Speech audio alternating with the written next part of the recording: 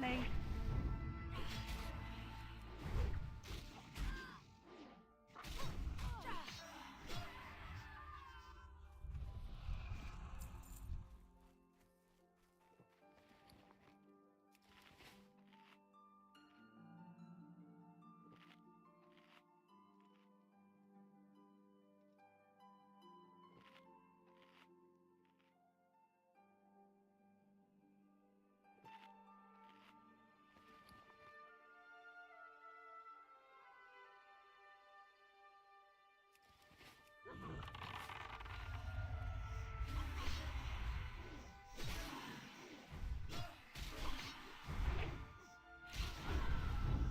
My cursor did it again. It went all the way to the top left corner of the screen for like no reason. Not sure why. Make sure I don't have any overlay nonsense going on.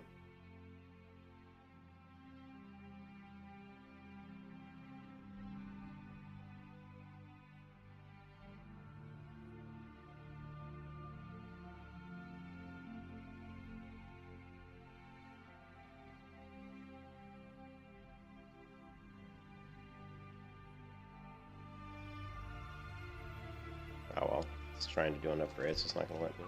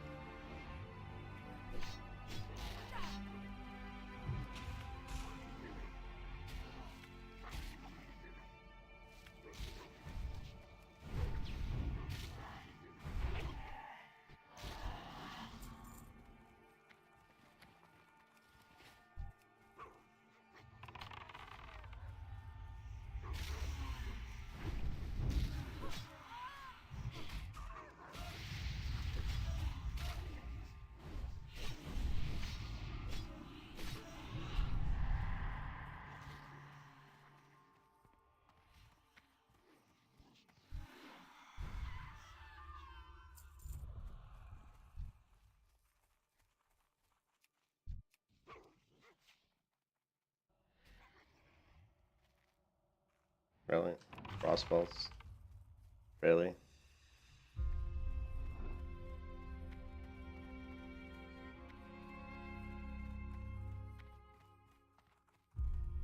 Eat some flame.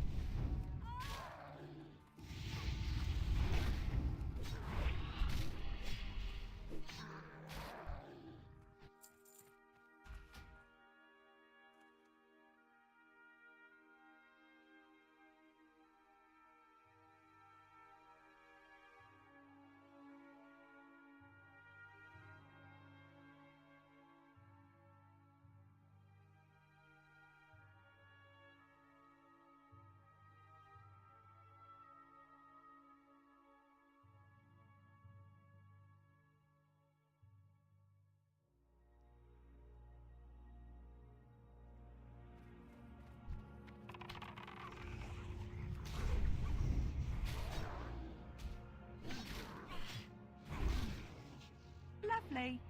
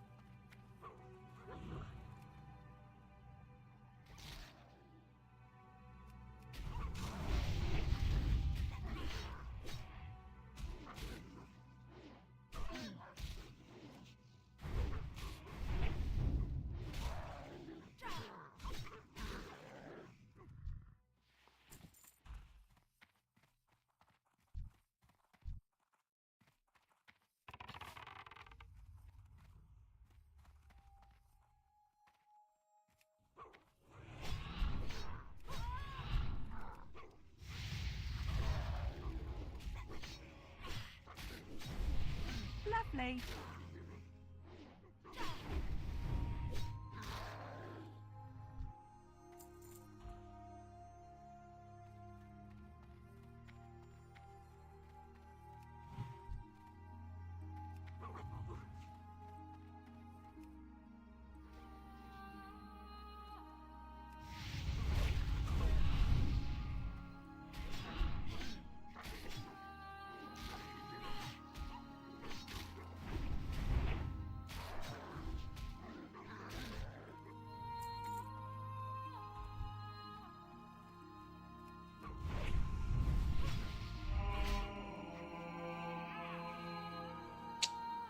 it.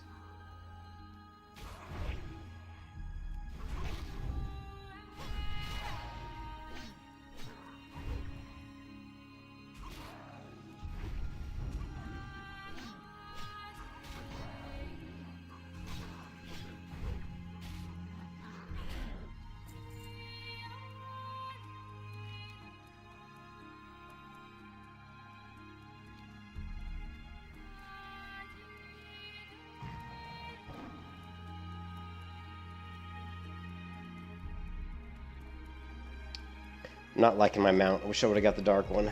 I don't think this striped one. I just did it because I never get the striped one, but yeah, I don't like it. Wish I would have got the black mounts, but whatever. We'll get the epic mount, then we don't have to worry about it.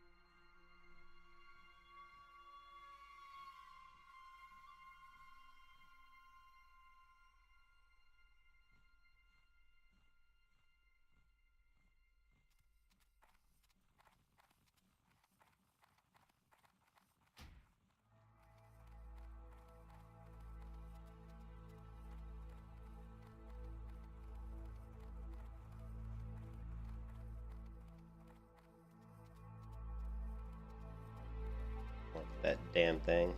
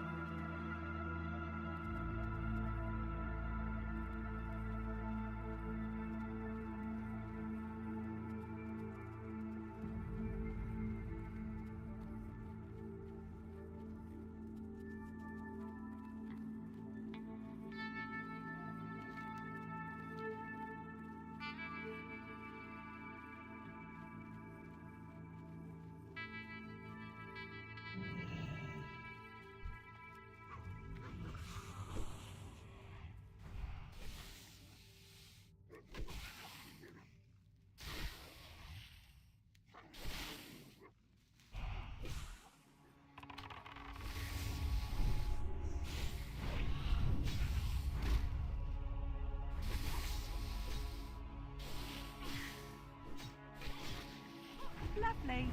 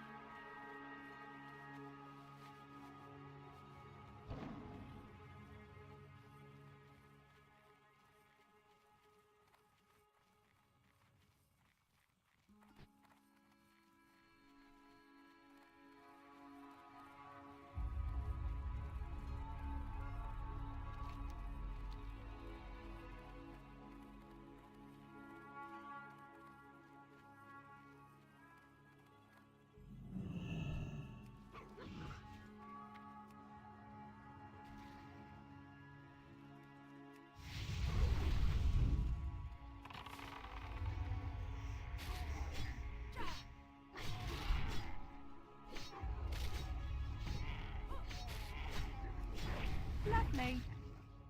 Lovely.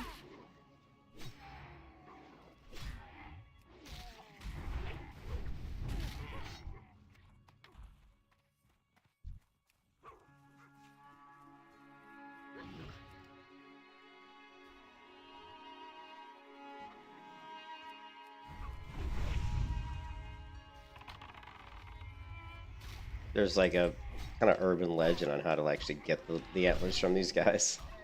And what it is when they enrage, you use your fear, your scare beast, and then you kill them before they come out of the fear. This is like an herb. It's like, here, we're gonna fear him. And then what you have to do is you have to kill him before it comes out of the fear, which is kind of hard to do. But that, and there, a perfect antler. That's the urban legend on that quest.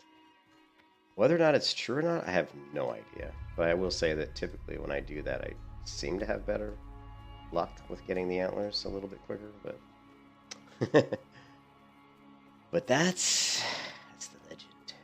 Legend of the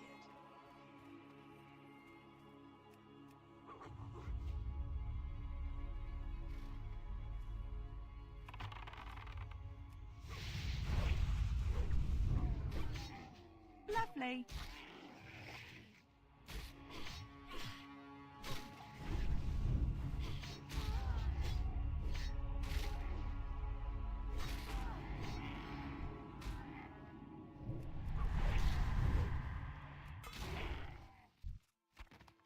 Broke the fear, or came out of the fear that time.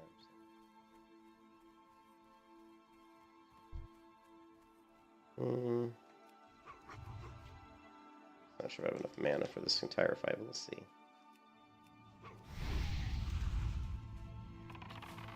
I think we're good.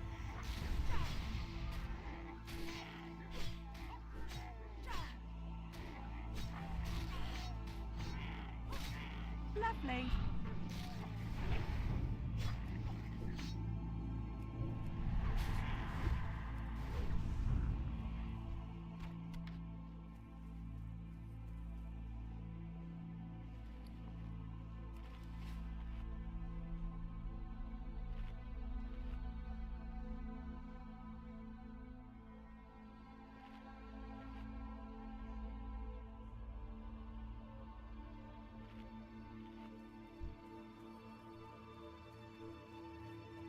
Of course, my character name was taken on the server, which kind of made me mad. I had to, like, when I did the free transfer over, I had to rename my character, so I went with my original Night Elf Hunter name from 2004. Oh, Shurl. Lovely.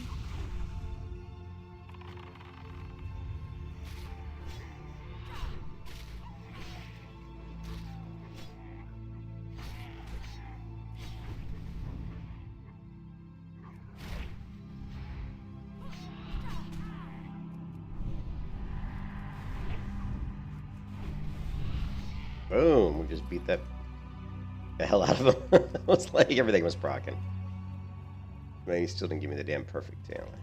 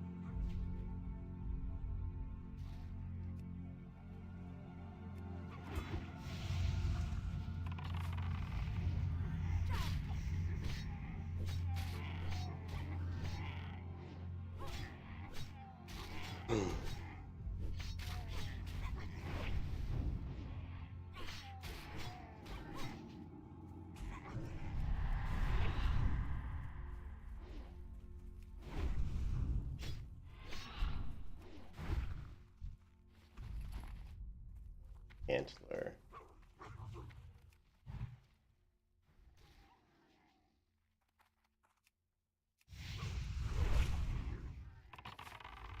Hey, good morning, Vol. How you doing, man? I got to get up and walk the dog, do some dishes, take out the trash. My wife comes home today, so Lovely. I got a bunch of chores I wanted to do.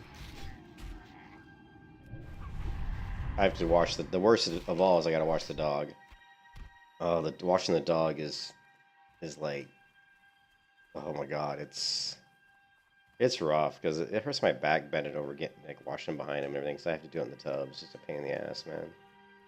Getting that damn dog clean. I need to start paying someone to do it for me because I'm just too old to be fucking around with washing dogs, man.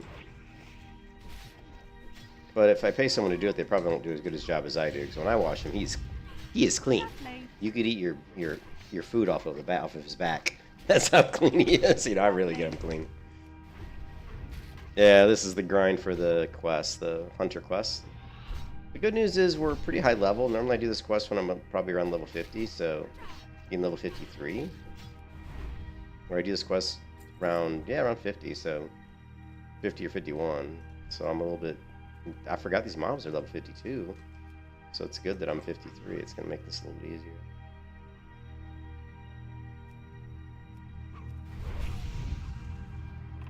I was just saying a few minutes ago that, you know, the urban legend on this quest is that right before they die, they enrage. And if you fear them,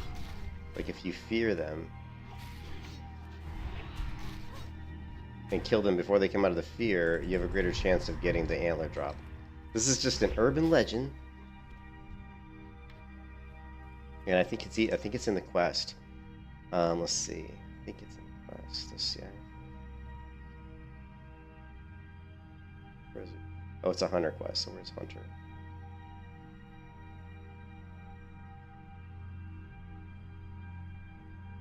The satyrs drop hurricane bow all the time, albeit it's actually a good bow. Corsair wears the mightiest antlers known in the land. Such antlers are used to defend. Protect natural antlers. To hold such antlers, you bestow them. Hunt the moss at Corsair, find the perfect antlers, and bring them to me. There's actually more information on this somewhere else. I found it online in like a post, but where they talk about you must kill them while they are feared or something. I don't know. It's whatever. Whether or not it works, I have no idea. But I do it anyway, just in the off chance. I'm sure it has nothing to do with it. But it was funny the first time I tried it. First time I did this quest, I must have killed like 30 of these guys, and I didn't get a single antler. And I'm like, what the F? I'm like, what is the drop rate on this thing, you know? And so then I went out and did some research, and I found the thing that said, hey, if you fear them and kill them while they're feared in their enrage, like now he's enraged, right? If you kill him, kill him while he's enraged and feared, you have a greater chance of getting the antler. I was like, so I tried it though. What was funny is the very first one I tried it on, I got an antler. After 30 or so, no antlers. Then I feared the guy while he was enraged, killed him, and I got an antler. And I'm like, wait a minute, maybe there is something to this, you know?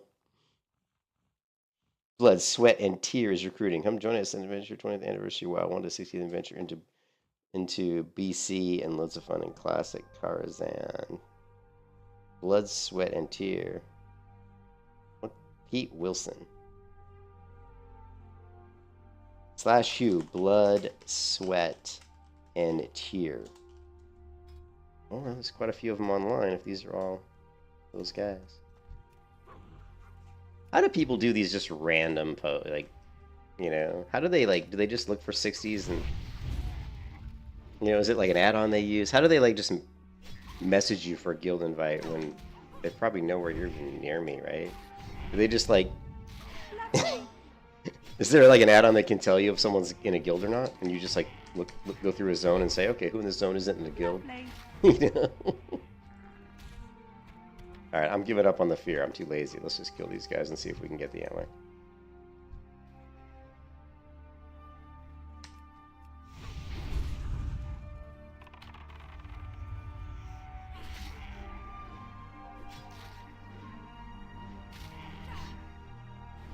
You gotta give him credit for just creating a character named Pete Wilson.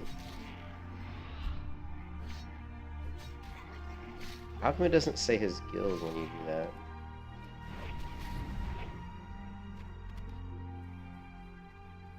Hey, what's that?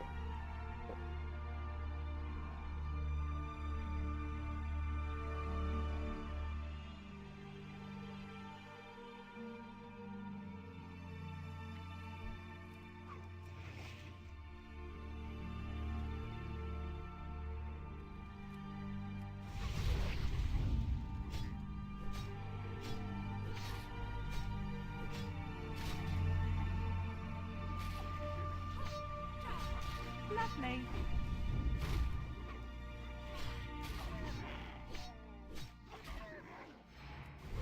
Should I join the guild, Vols? Blood, sweat, and tear? So there's 150 in the guild. That's a pretty good amount. I don't like a guild to be too big, you know.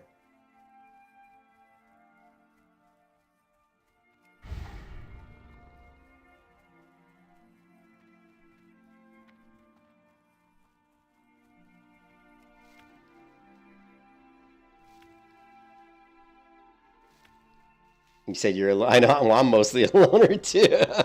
Mostly, you know, I'm mostly a loner too.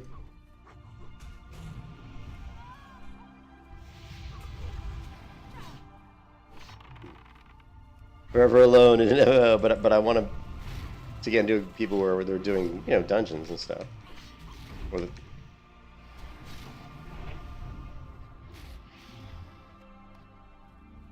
all right, where are we at? Go back this way. Oh, is that on the other side? Not really. Does this go through, or do you have to go down and up? Oh yeah, this is cool. It's like a little valley. Oh shit, this is the elite dragons though. Really don't want to run through a bunch of elite dragons. No, thank you. This way.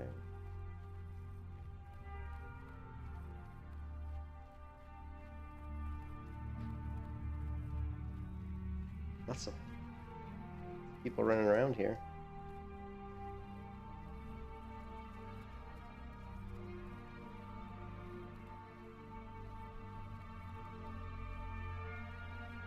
Blood, sweat, and tear. I don't know if I could be in a guild with such a cheesy name. Blood. The blood is the life.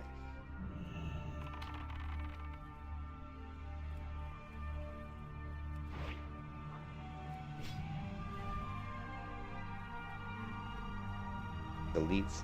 This is why I don't usually kill these guys over here, because these elite freaking giant dudes are always walking through here.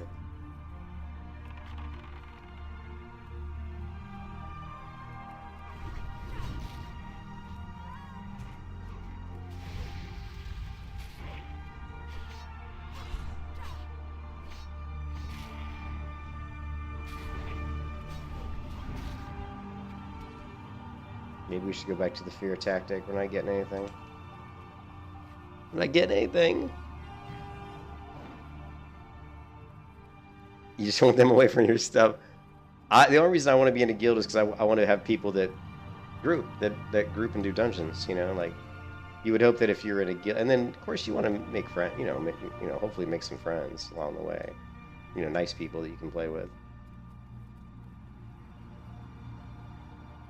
But guilds come with all kinds of drama too. There we go.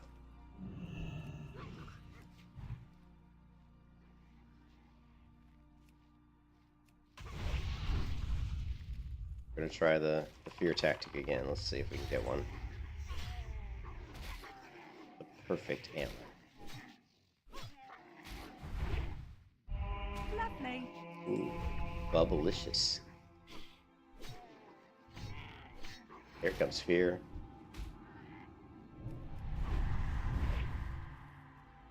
I think it has to be. Come on, antler. Oh, you silly bastard.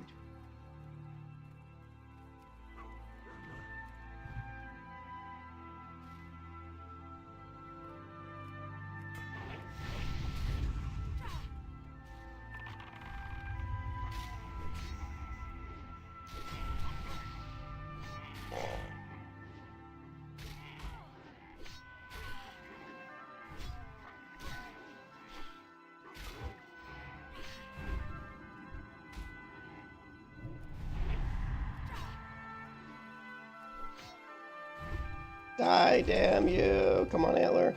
Oh, you bastard.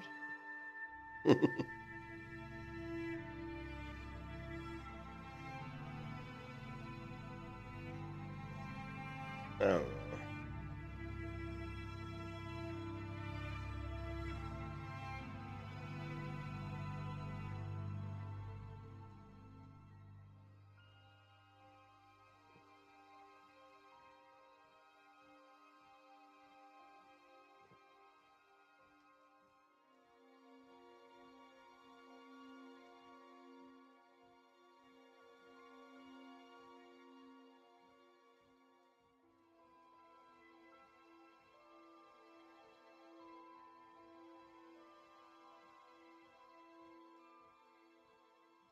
Yeah, I just don't think I can be in a guild called Blood, Sweat, and Tear. Too cheesy for me. Man, it ain't easy being that cheesy, dude. It ain't easy being that cheesy.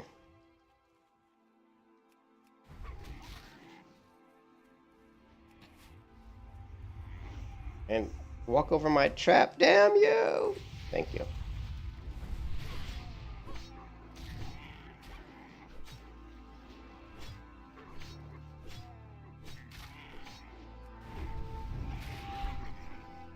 Incoming fear bomb!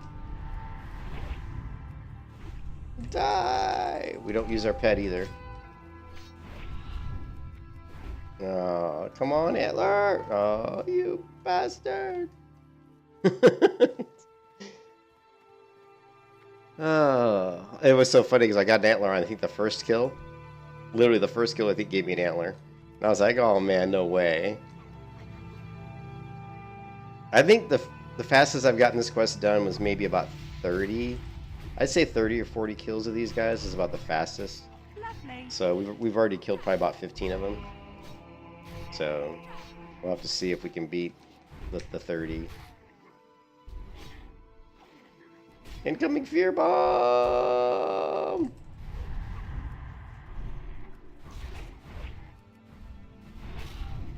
Big damage. And of course, no antler. Of course, no antler.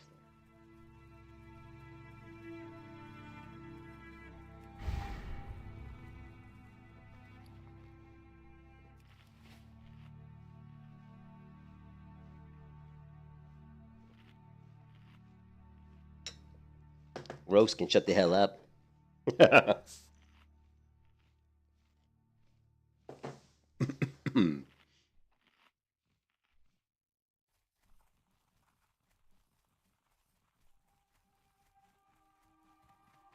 I mean, Rogue should have always been able to use axes. I think. You know?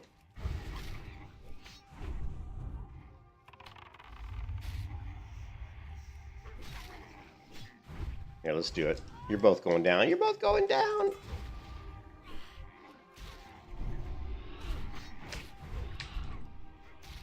Doing a little bit of micromanaging here.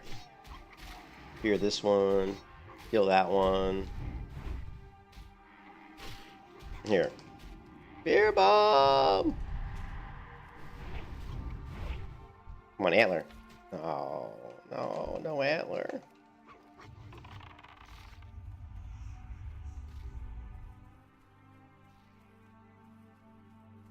Get back here. If he's gonna run, we're just gonna sit here. Okay, Hopper? We'll just sit here. Maybe... What, I can't heal you? What the hell?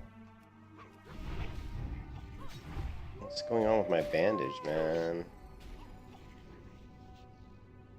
We got problems.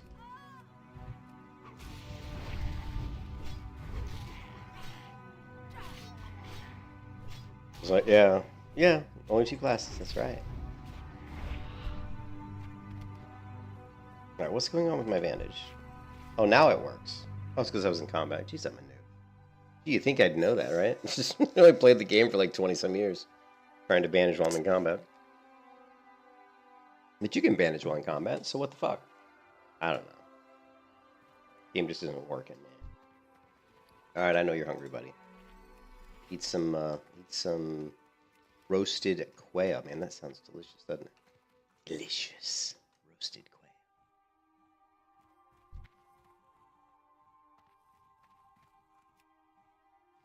Here, why don't you eat one more? Let's make sure that you're fully, let's see. Let's make sure that he's fully happy. That he's fully full. Are you full, Hopper? Not yet, he isn't. Well, he was hungry. Now he's full. Now he's at max.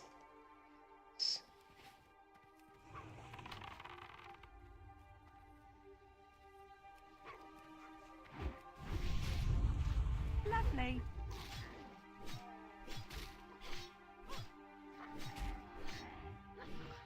Lovely.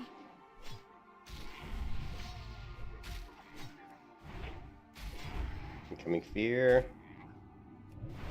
Come on, take him down. Take him down. Bring him down. Bring him down. Bring down that beast. Yes. An all-time record. A record. That is surely my fastest I've ever done that quest. Definitely. That was no doubt about it. Normally that quest takes quite a bit longer. We got 2 antlers and about, I don't know, about 20 kills. Or somewhere between 15 to 20 kills. That was good.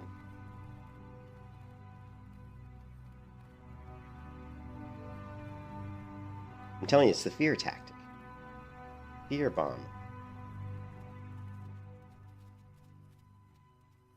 Oh, fail. Fail parkour.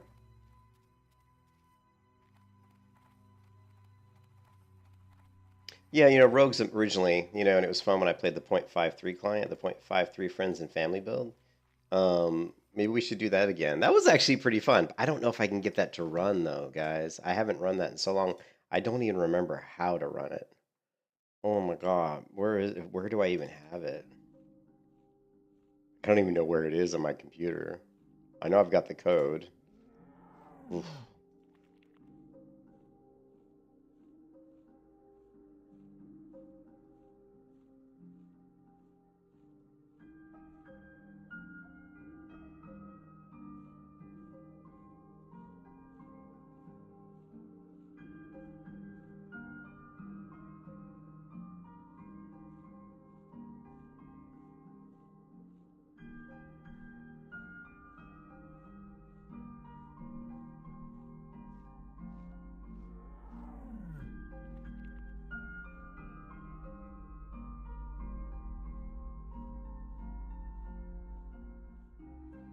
And I don't know where it is. I can get on my C drive.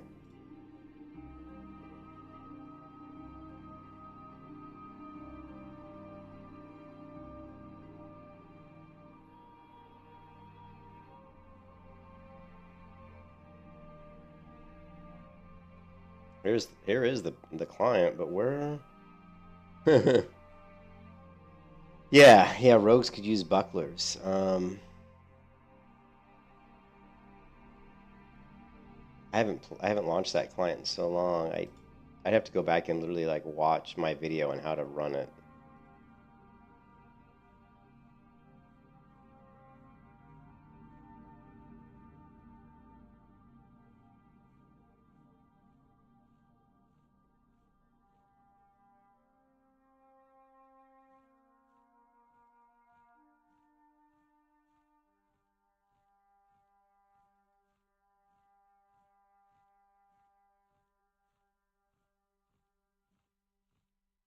Huh.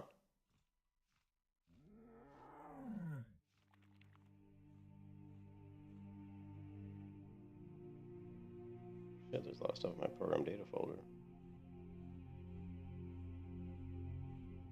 You wouldn't think there'd be that much shit in my program data folder on a brand new computer. But apparently there is.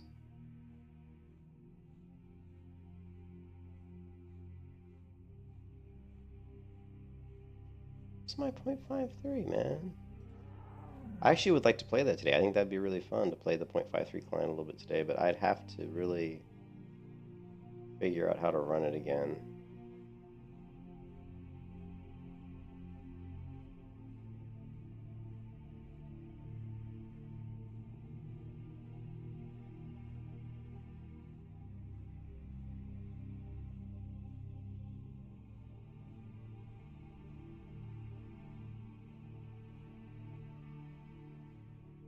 Shit, I got so much shit.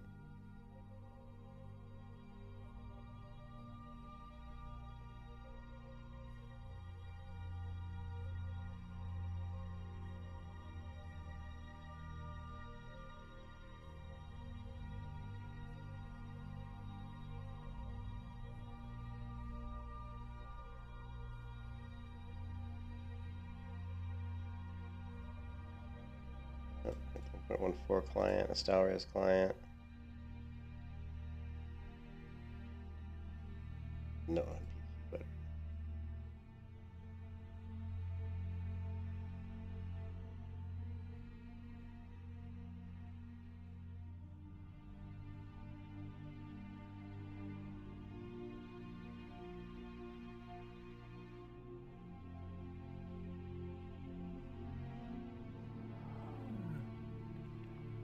nah. Once I started talking about that client, I was like, oh man, I want to play that client again. Here, let's just do.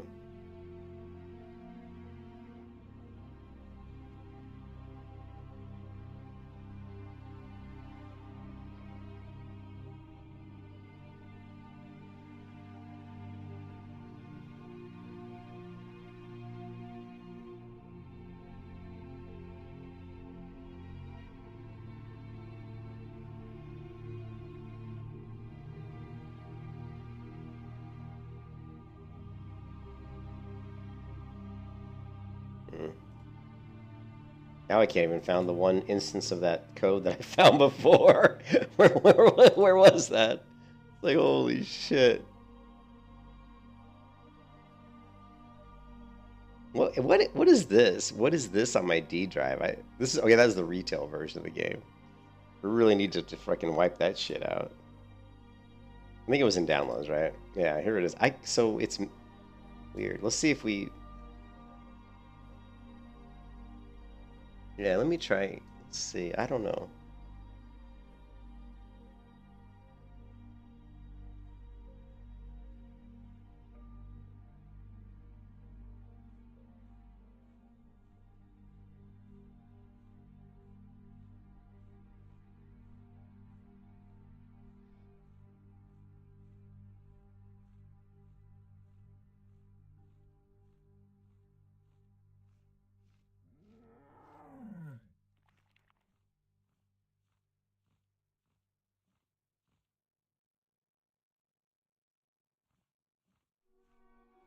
Yeah, I don't know, man.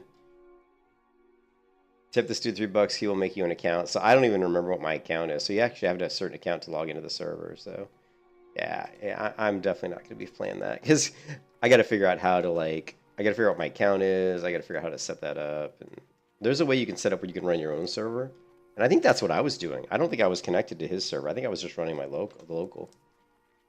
It is fun, and I would like to play that, but man, it'd probably take me like 2 hours just to figure out how to get it running again, and I don't want to waste 2 hours doing that on today, so.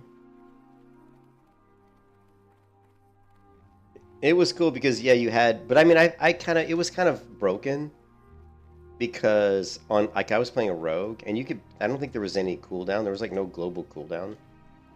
And on the rogue, I could just do like gouged, and since there was no global cooldown, and the mob would never come, the mob would never come out of the gouge before I gouged him again, basically.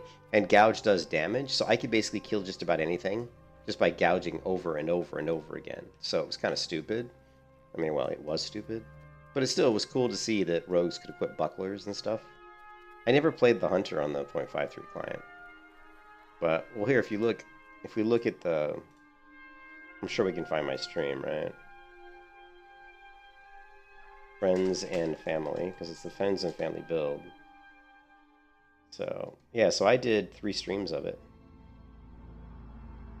I don't remember which was my first, but. And this is as big as I could get the client to go, right? You're playing. Increase your chance to critical strike with all melee weapons by 2%. I mean, that's crazy. So this is how big I could get it. Increase your chance to score critical hit with your dagger. So if I just learned those 2 things. And so the talents were like pet talents in Classic, where it's just like you go in and you have talent points and you spend them. So it was very much, the talent system was very much, it's really, and I knew that actually. I'd never played this client before, but I knew that the original clients in World of Warcraft were the way Hunter Pets talents are in Classic on 1.12. I knew that that's the way the characters were originally, but they changed it and went to the talent tree, which obviously is a much better system. But what you're seeing here is the original way that the characters were built in World of Warcraft. Yeah. And you can see here the rogue had some interesting stuff. You had dagger mastery, dagger specialization, melee finesse. I don't know what this is. Giant Slayer.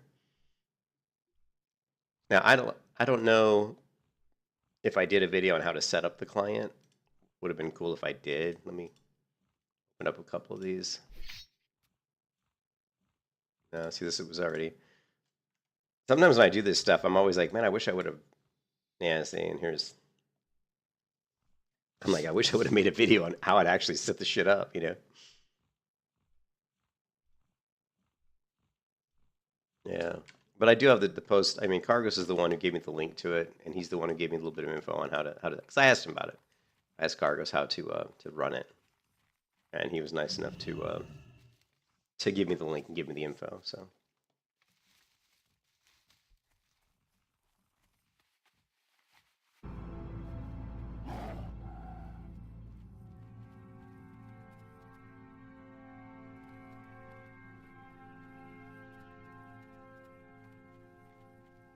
They were point-based like D&D.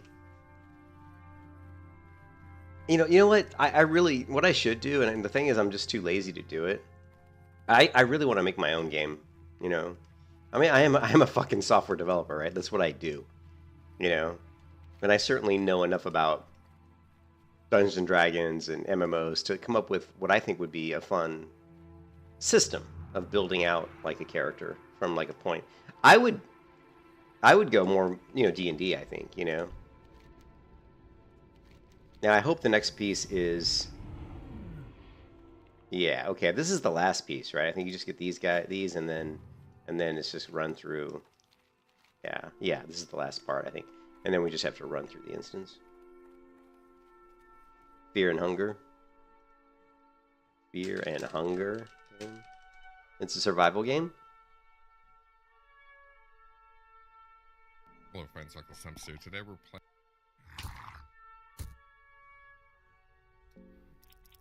Like that of these sounds.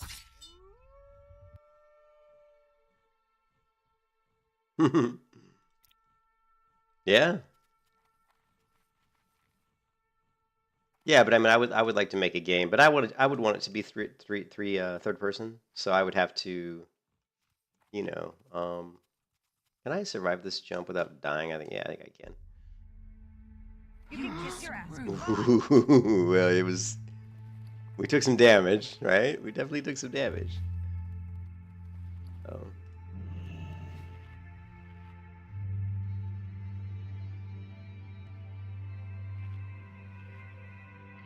Yeah, I think. Well, I would like to make a. I think the most important thing. I've always talked about this, and I've talked about this many times in the past about making like a video game slice. And what a video game slice is, you basically look at what are the core systems of your game, and when you create like a prototype, what you're doing is you want to try to create a little piece of each of those core systems, right? So if your core systems of the game are, you know, you're going to have like talents, and you're going to have combat, and you're going to have professions, and you're going to have the ability to like, you know, pick up items. I mean, they're not even the core systems. These are just the core, like, I guess, what would we call them? I guess we'd call them the building blocks of what's required for the game to actually function, right? You know, what do we need for this game to function and for it to be playable the way it should be playable? You know, and you're thinking about simple things like, well, I've got to be able to loot stuff, right? I've got to be able to loot a corpse and have some sort of interface that shows me what I can loot, have the ability to grab it, put it in my inventory. I've got to have a system where I can open up my inventory and be able to move items around. I got to be able to equip items, right? How do I, you know, I got to be able to equip gear. You got to be able to look at my gear and, you know, and unequip my gear, you know, and you've got to be able to have NPCs that you can talk to and interact with and maybe purchase things from. And you have to be able to do combat. You know, you have to be able to move. Character has to be able to move around and walk and rotate the camera. You know, just the basic things that have to exist for the game to function. So the video game slice would be kind of taking those things and saying, well, I want to be able to create a little prototype where I log into the game world and I can walk around and maybe I can, you know, equip an item and attack an enemy, like attack a wolf or, you know, whatever, an enemy, and kill them and then loot their body. And then maybe I can walk into a town and maybe I can have a conversation with a single NPC, right? That would be like a prototype, you know, like a slice of the game, because you're covering a lot of the core functionality that's required for the game to function. You know what I mean? So I've always wanted to do that, like a prototype. I think there was a really cool. Again, the Hellblade divers were some of the best that I've seen. You know.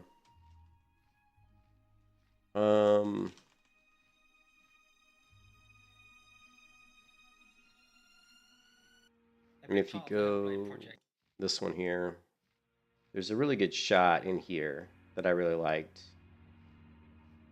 We can get it.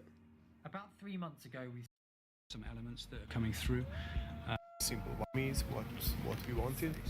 So we went through different stages of character development to get to the more crazy looking monsters. I don't think this is it. Senua creating the, maybe I think it was this one. On previous Ninja Theory games, we've had around 20 artists and designers working in partnership to create the game world. But given that Hellblade has such a small budget, our game world building team consists of just one person. And here you can see, you can see Unreal Engine, right? We're in the Unreal Engine. We've got a basic, plain character model, and we've got the basic landscape, but it's untextured. It's basically just the three-dimensional objects, right? But this is all part of the development of the game, but they have. And here's an example of. Now we want to take this forward onto Hellblade. So the ultimate goal is to. Yeah, but there was one. I think it was one of these videos where they do a really cool art concept, and I really liked it. And it shows you kind of what I was talking about, where you're just developing a small prototype, a small video game slice, and it was really just for art. I don't know where. Maybe it wasn't Hell. I thought it was Hellblade.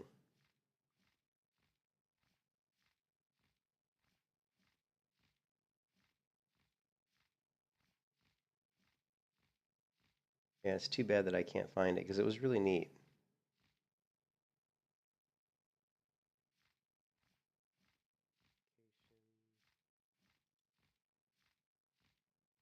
And this is where they go around the world and look at real places in on planet Earth for inspiration. Obviously, like you can even see here is Lord of the Rings, but a lot of this stuff's real locations on our planet, and you use that for reference, right? Art reference. And in some cases, you're going to take pictures and try to get actual textures. I've done that with my camera. I've got tons and tons of images on my computer of pictures I've taken of bark or grass or different things that you could use as a texture, like inside a 3D engine. It's a lot easier nowadays with like a smartphone. You can do so much with just a regular telephone that years ago would have been utterly impossible,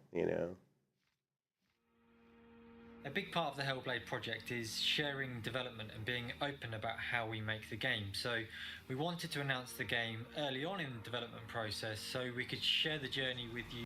Hold up, we can test whether we can recreate the atmosphere and mood of and get usable data in the time we had for this teaser. So we shot all of the scenes using Melina, our video editor, as a placeholder actress. Yeah, the funny part was they used Melina Juergens who was their video editor, as a placeholder for who would as a placeholder for the character model for the main character Senua in Hellblade.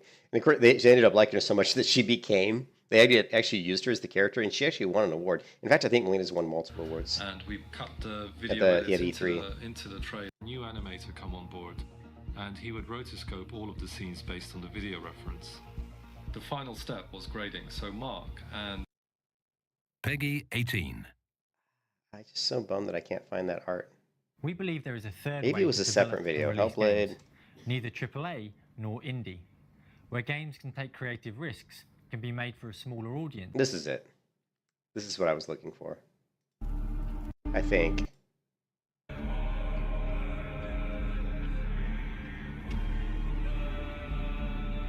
Yeah, this is it. The reason I liked this so much was because this shows you what it looks like in the game engine. So in the game engine, all they have is a very simple flat plane, which is what you normally have in a game engine anyway, right? You go into the game engine, you go into the world. It's just basically a big, it's like opening up Blender, like opening up the Blender 3D program. You just have a flat plane, right? So, because that's all it is. The game engine is the same, is very similar to even Blender, where it's just basically you have the ability to create you know, objects, place them in the world, and then be able to create textures and then add lighting and add all those things. Blender can do it too. I mean, you can make a video game in Blender if you wanted to. So what I liked about this was it showed that it's just basically they've gone in and created this flat plane, and they've added a bunch of rocks, they've added some trees, they've added some clouds, and then they've added some lighting. And so when you look at it from this point of view, it looks pretty, you know, it's pretty small, right? And this, so this is really it's called a pre-production environment art test. And this is what it looks like. Actually, this is not it. I'm sorry. This is something else.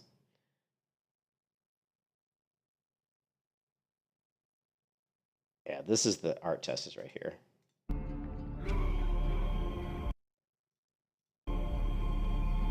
Now they're taking the camera, so this big collection of rocks has a cave. Like down in the at ground level, there's a cave.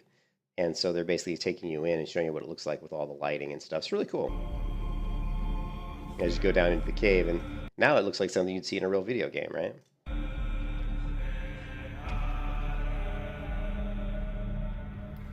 You know.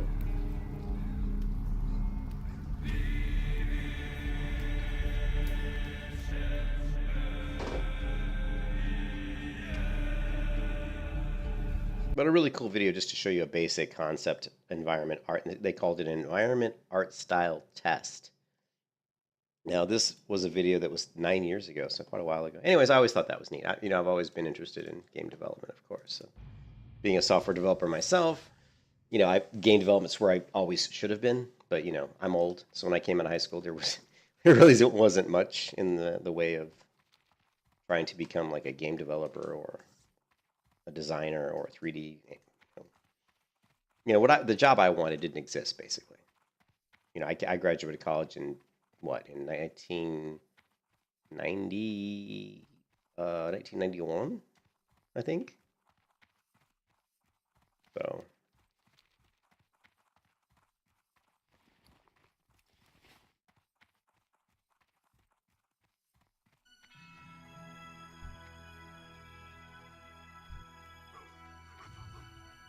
Yeah, I remember doing this quest when I was like, I think I did this quest when I was like 49 once or something. I definitely was not this high level. I remember the mobs were like orange to me. And it took, I got it done, but it took a long time. Lovely.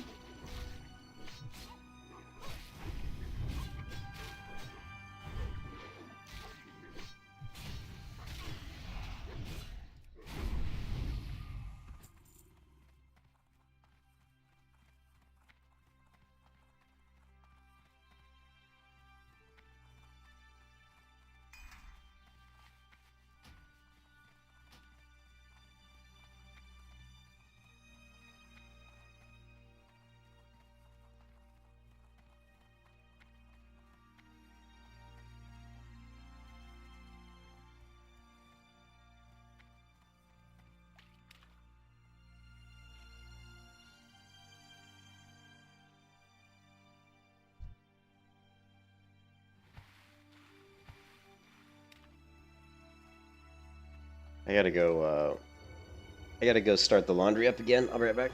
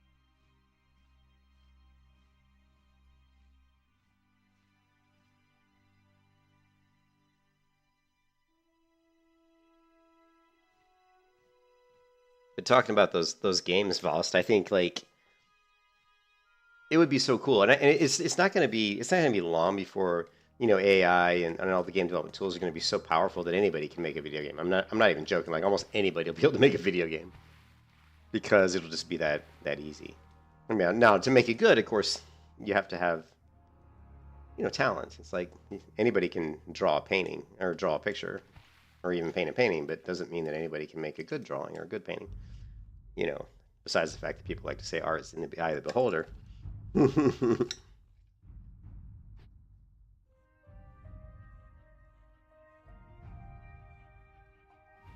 That reminds me, you know whose birthday it is today? Van Gogh's birthday today.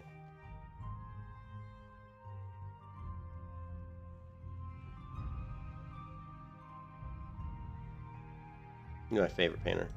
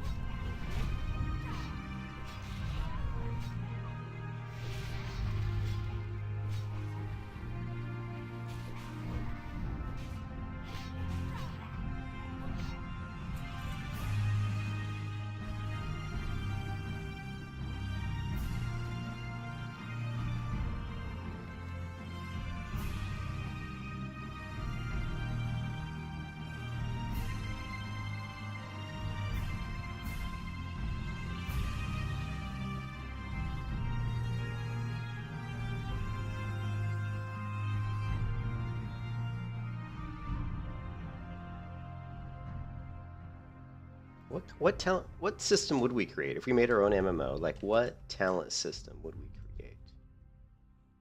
I mean, I still think the talent tree system is the best.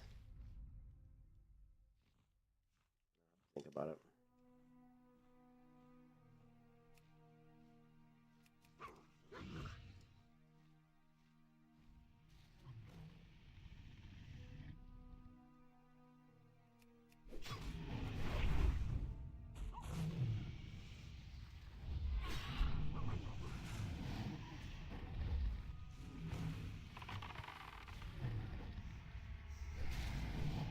Lovely.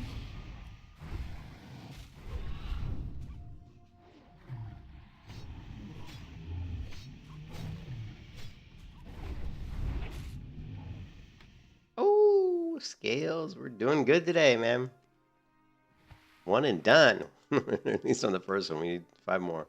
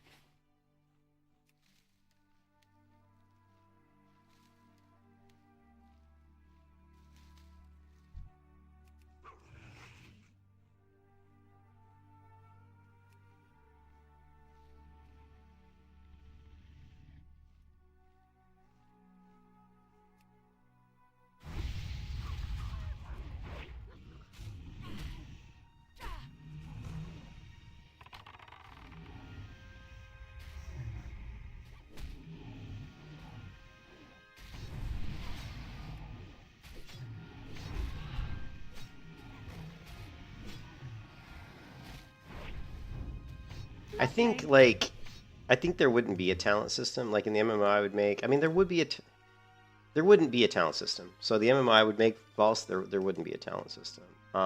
It would be more D&D kind of. It'd be more hardcore. It would be more based on like discovery, which would be really hard for MMO because it's something that I've agonized over many times. Is how do you create a game where a lot of the items and the stuff that a character may eventually have is based on discovery? Because how do you prevent the online web from just revealing the location of these things? That means you've got to somehow randomize everything. Well, it's got to be completely RNG, right? Like if there's a specific recipe that you need, you know what I mean, to learn something, that it can't always come from the same area, the same place. Because I always thought it would be interesting, kind of like in Lord of the Rings, where they go into the Ogre Horde cave and they found like Glamdring or some of the really nice, really powerful weapons that are just sitting in this treasure in the middle of some random cave somewhere. You know what I mean? You spend 10 billion. Hey, what's up, Frog? You spend 10 billion on legal fees and C&D every data mining website. Yeah. So, yeah, I mean, how do you prevent? You know, I mean, if you lock down, you could. I mean, there's certain things you can do. Obviously, you can. You know, people aren't going to be. They can data mine your client files, but they can't data mine your server files. You know.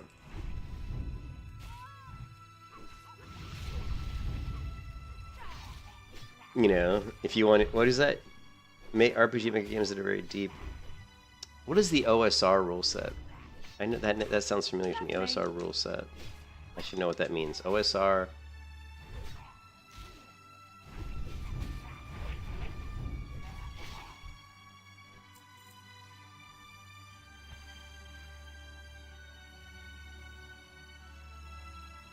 Old school essentials? No. What does OSR stand for?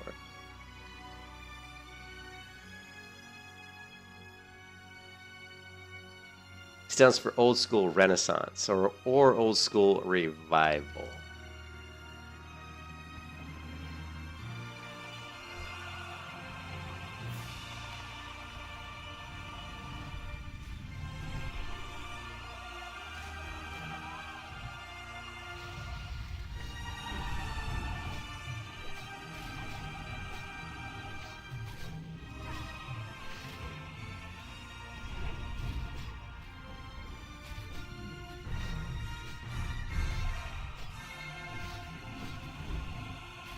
I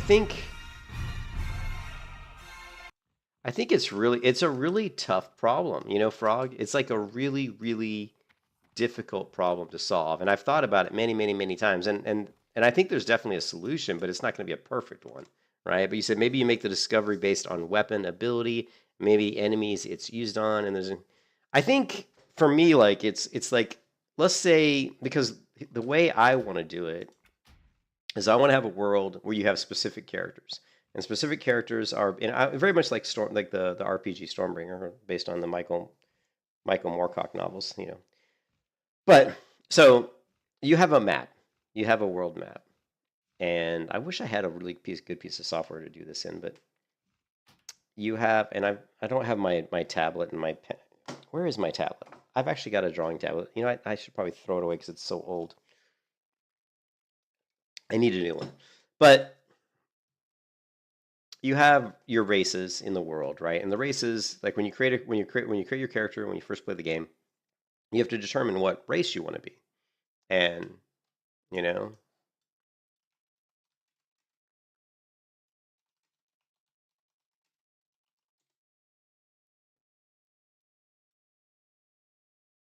in the Stormbringer RPG, you can choose from rider races, including humans, elves, dwarves. See, that's not right.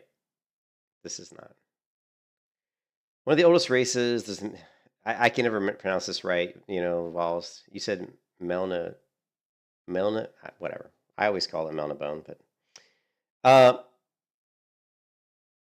Mirren. Okay, here's the race. Like, there's all these different races, right? The Jarjorian, the Darzi, the Doralite, the Filcarian, the Human, the Lemurian, the Jacorian, the Lemurian, the Melabonian, the Mirren, the Natsokorian. So there's all these different ones, and you pick like your race, right? But the race determines where you start. You know, you start in the lands of those people. So if you look at the nomads, now the nomads are different because the nomads are consisting of many tribes found throughout the Sinai Desert. So if you created a nomad, you probably start somewhere in the Sinai Desert, right? If you created a Sea Lord, people of the Isle of Mani, the Purple Towns located south of the northern continent, you would probably start on the Isle of Mani. So obviously, the first thing you do when you create your character is you're going to pick your race. That's going to determine. It's going to determine a lot about you. It's going to determine like your race. I mean, your starting location. It's going to determine kind of what you look like, right? Hold on a second. So I got some windows here that I saw just were open on my machine. And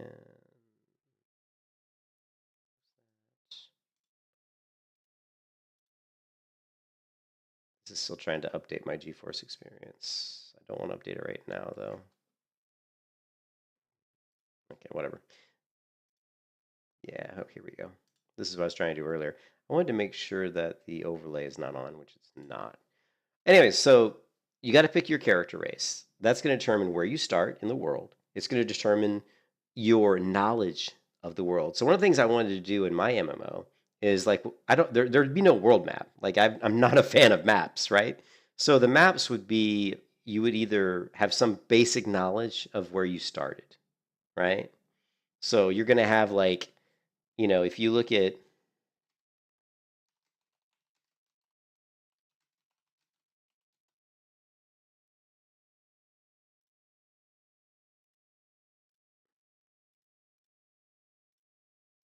is there a high resolution?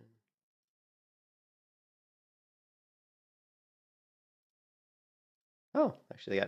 So, like we talked about the Isle of Mani, I'm sure that's probably hopefully in here somewhere. Here's Ymir, the Dreaming City. That's the Monobonians. But let's say you started, here's Ilmar. Let's say you started as an Ilmorian. You know, you might start here in the capital city, Ilmar, probably the capital city of Ilmoria. So you might have a basic knowledge of the lands right around here. Think about if you're like, even think about Lord of the Rings. Like the hobbits didn't know anything. The hobbits don't have knowledge of the world. So if you look at the, you know, look at what was the world called in Lord of the Rings? What was the actual world called? I can't remember. What was the world called? My brain's not functioning. Middle Earth. God, why can I not remember that? So if you look at the map of Middle Earth, this is a pretty good example. Unfortunately, that's not big enough. We need one that's big. You can really see it. Let's do Middle Earth high res map.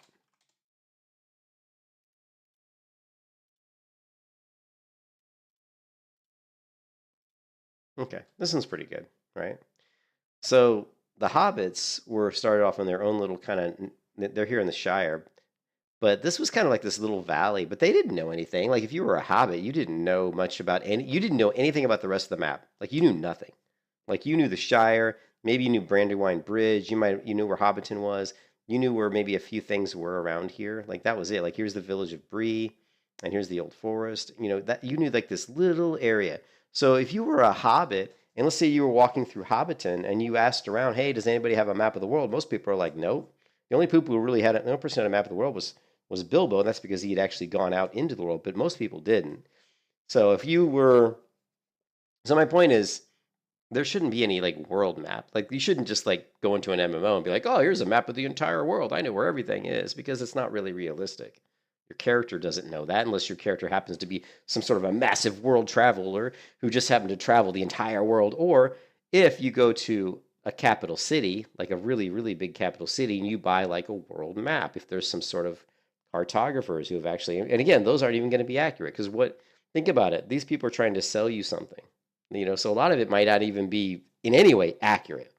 So yeah, my game would have no world map. You might have like where you start off in the game, you might be able to purchase like a very tiny map of just the area you start off in, but it's going to be very generic and it's not going to have any, like there could be caves that aren't on the map. There could be, you know, monsters. There could be all kinds of things, like maybe ruins that aren't even there because the person who made that little map, they never saw those ruins. They didn't go into that. Like you see, here's some woods here. They never, like if you were from like Lorien here, I guess, or maybe you lived in this Drimrill Dale, you might have a map of that says, hey, there's some woods here, but you know, you wouldn't know that maybe there were some old ruins in those woods because no one ever went in there and saw it, you know? Yeah, so there shouldn't be a world map. Like you should just have a basic, super simple knowledge of the area you start in. If you ever played Ion's kind of cool that way. Yeah. The hex, what is a hex crawl system? But anyway, so in my game, there wouldn't really be any world maps, and you could go to a town like if you traveled from where you started, you took the long trek Because there's going to be no fast travel in my game. There's no fucking fast travel. And my game would be like Dungeons and Dragons, and that there's random encounters. So, like, if you're just walking down, and I would make the game, I would make travel like take longer, and I would have survival aspects in the game as well. Like, you would definitely have to eat. You would definitely have to rest. If you don't rest, then your chance, your stats are going to drop. Like, your stamina is going to go down, which means your health's going to go down. Your hit rating is going to drop, so your chance to deal with weapons is going to get down because you're physically fatigued. So I would definitely build that into my game. All weapons would have durability, so your gear and your stuff, and if you don't take care of it, it's going to wear down and break and become useless.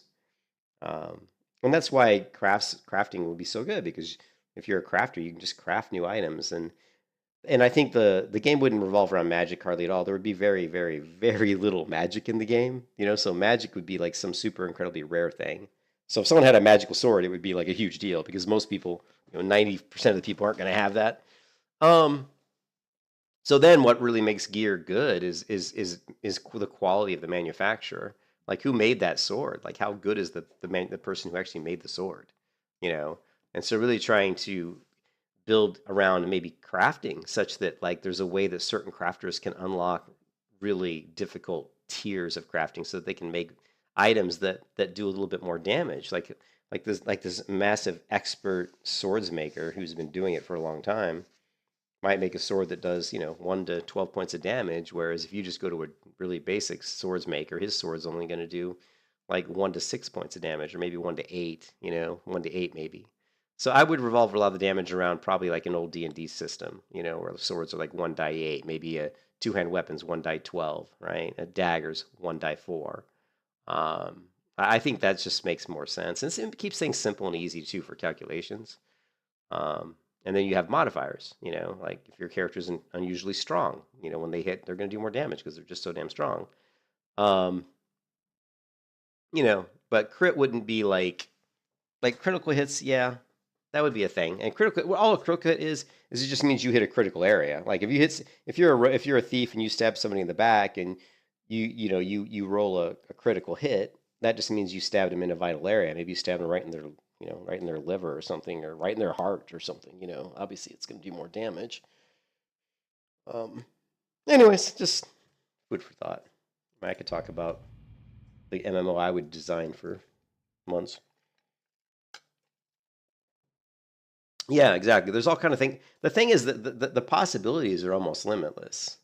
I mean, yeah, there's rare stone you could find. In fact, even in one of the books I was reading, I can't remember which book it was, but that's what it was. There was actually it was probably a stupid fantasy TV show or something, but there was actually a meteor that landed. A meteor hit the planet, and this swords maker found this meteor ore, and he was able to make a weapon out of it. And it turned out to be a really powerful weapon because the ore that was in the meteor was just, I don't know, it just had some magical properties, or it was just super strong. I don't know. It made the sword much stronger. The edge was much sharper, and it wouldn't chip as much. It's just the best type of ore for weapons, But yeah, all the MMOs are just garbage. Yeah, they are. All the new ones, anyway. I haven't seen anything come out that was good. And we just need more. We need more creativity, right? We need creative, more diverse MMOs that just aren't based on the basic systems that we're used to, because the systems we're used to, everybody's bored of them. Lovely. Yeah, we need more we definitely need more RPG mechanics, because that's what an MMO is. The only difference between an MMO and an RPG is that an MMO is massive and it's online, meaning a lot of people are online playing it. That's theoretically, supposedly, the only difference. But the RPG has kind of been lost on MMOs for a long time, right?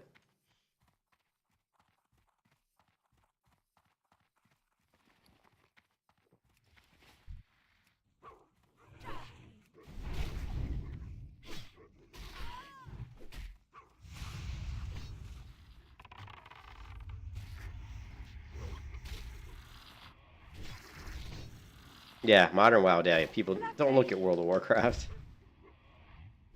To me, what really we need more stuff that makes we need more stuff that makes the game feel more like Dungeons and Dragons. Like every time you log in, it needs to feel like a gaming session.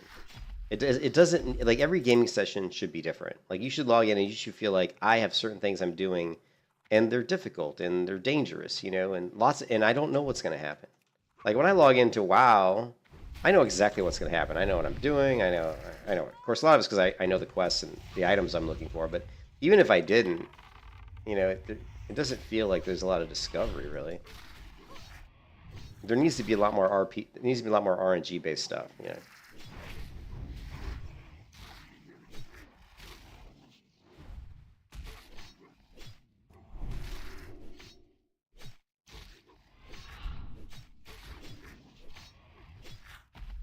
Yeah, I mean that's definitely one of the biggest problems is that they're trying to go for mass appeal. Like I've always said, the MMO I would design and develop would only cater to a very small audience. Like most people would not be able to play it because they wouldn't get it. They wouldn't really understand it, and it would be too difficult for them.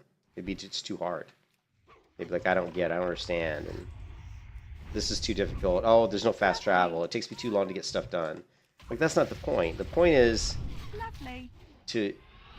is that you're doing lots of things, like lots of little things that add up over time. You know, you're exploring the world, so you're opening up your knowledge of the world. You're slowly gaining experience in whatever it is that you want to focus on, whether it be sword crafting or lock picking or who knows, you know, whatever life skills you want to have.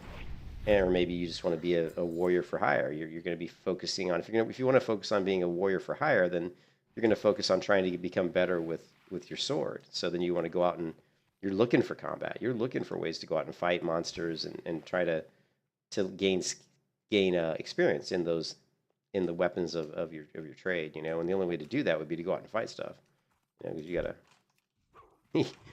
you gotta kill something to get better with your. Are these guys really level 55? Shit.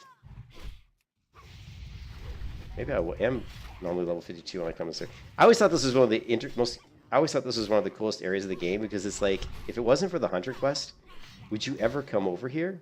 Would you ever come to this temple here? Like, I never, until I did this Hunter quest, I had never had a reason to come out here, you know? You can kiss your ass. Goodbye. Oh yeah, I mean, look at this. It's cool. I mean, look, there's like these trees up on these big cliffs, and there's all these ruins. It's actually a really cool area. Lovely. You know?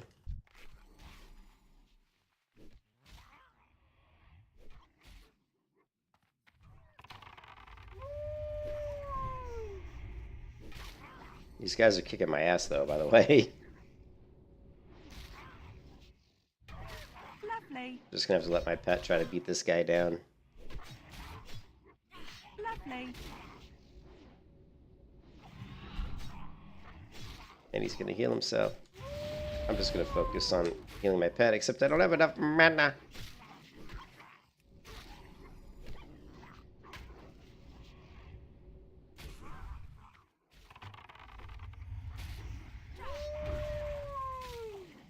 Now we're going for the kill.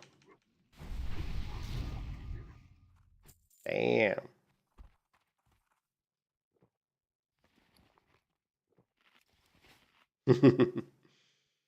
Yeah, this place is hell and gone from Cartagena. This is like you're out in the middle of nowhere, man. You're way in a shar on the coast here. And most people probably never come to this area. What's up, Laser? Good morning. Is it afternoon? Yeah. I'm going to play until probably about 2, like another hour and a half, and then I'm going to take a break to wash the dog, which I hate washing dogs. It's a pain in the ass, but it needs to be done.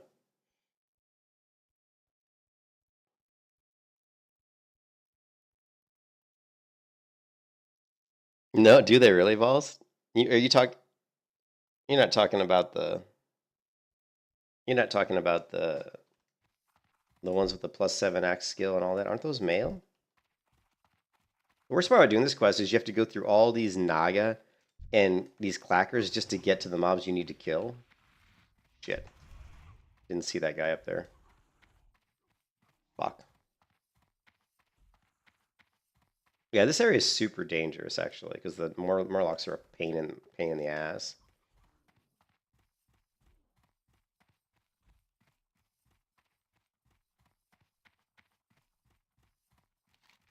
Oh, actually, I forgot. There is a little pathway through here that we can take to skip some of these guys. Actually, if we can get past this Murloc, probably can't because he's like high level. Yeah. And let's just kill him.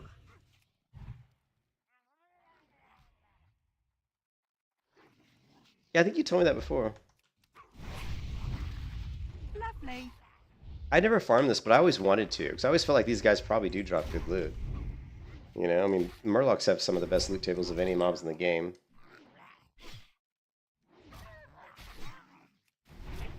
But my gear's so shitty right now.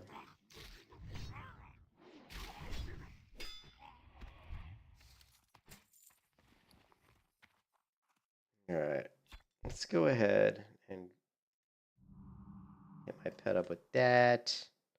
What else we got going on here? Intellect. Yeah, sure. This.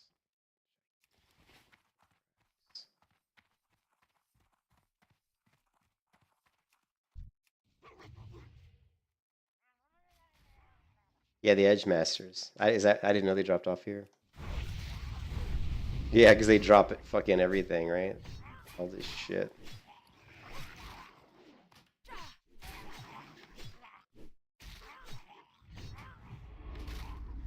Lovely.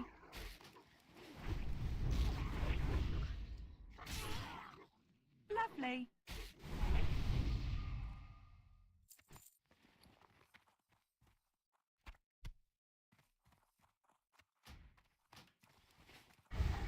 Alright, let's see if we can get past some of these guys.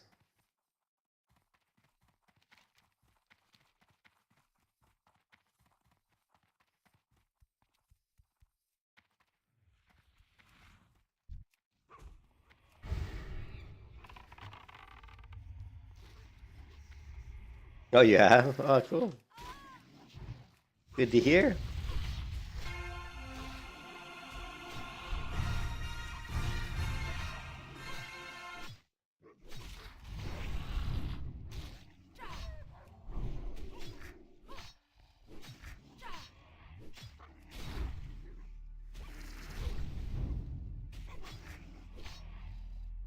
My audio's not right because I reinstalled WoW yesterday, so my audio's fucked up. Should be like 55, yeah. This should be better. I don't like a lot of loud game audio, to be honest.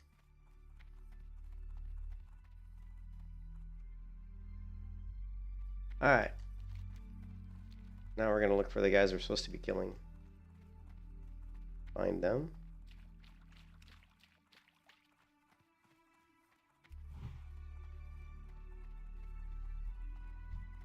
What would they show up as? Elementals? No? Yeah, fine.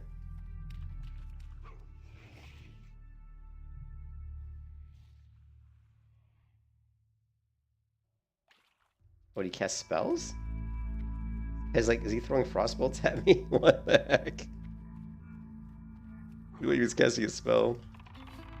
Yeah, he's casting frostbolts. And he missed my trap somehow. You bastard!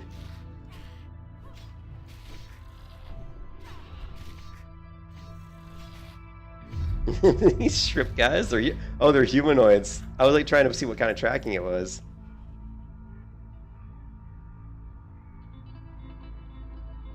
Yeah, it is. I would have thought they were like, I don't know. I would have put them as a beast. You know, they're beast tracking.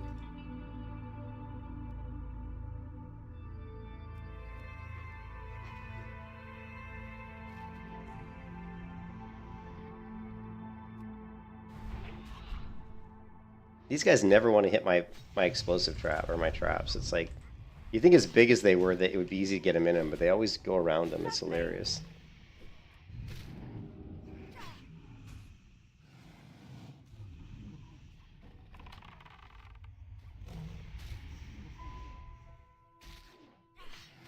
Lovely. Lovely.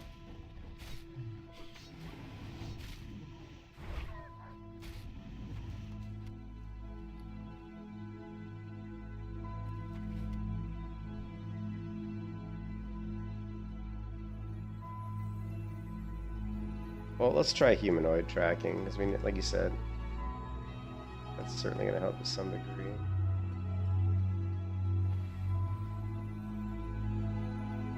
My God, there's just shit everywhere. This quest is always such a pain because you have to kill so many mobs you don't want to kill just to get the guys you do want to kill.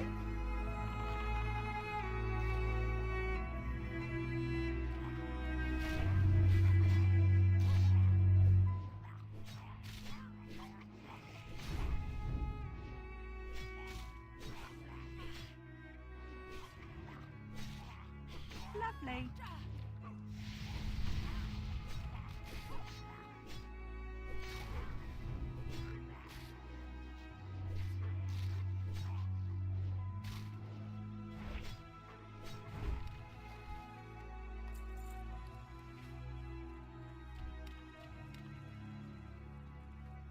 I wonder what this dwarf hunter is doing out here.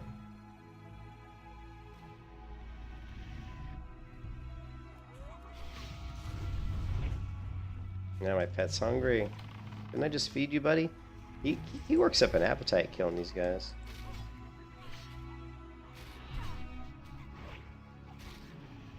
To tame Gazrilla. Cool.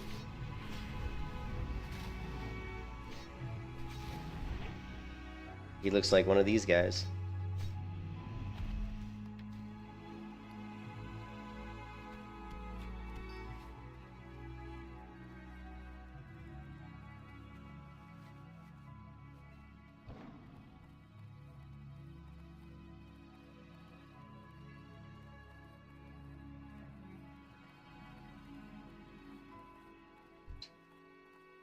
Yeah, this is just gonna kill. I'm just gonna kill these guys.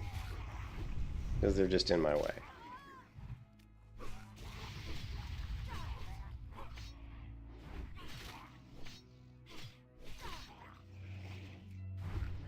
Lovely. Lovely.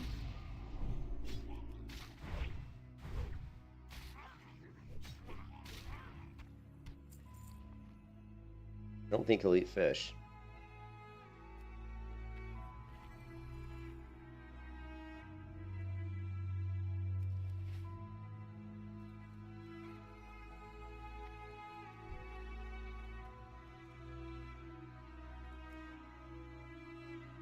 Oh yeah?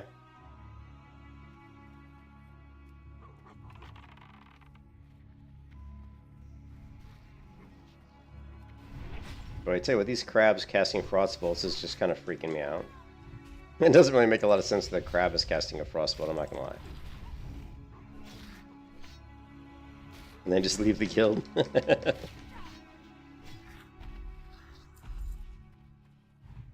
Well, you have to do a character name change, though, right? Then you do the character name change, otherwise everybody's going to know who you are and they're going to badmouth you.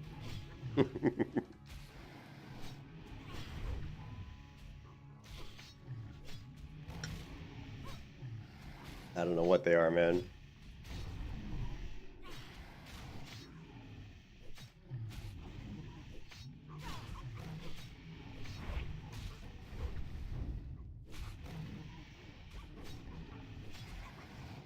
That works too. Ignore is a powerful tool. Ah, we didn't get one. Did not get one.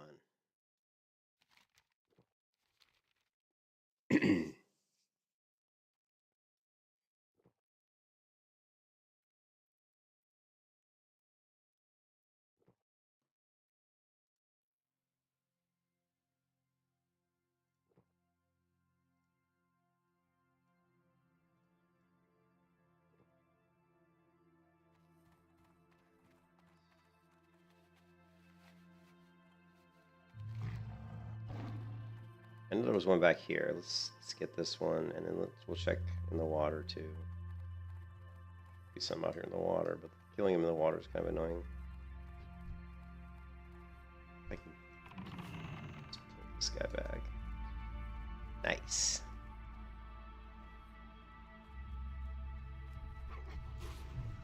That bones. Look at the bones.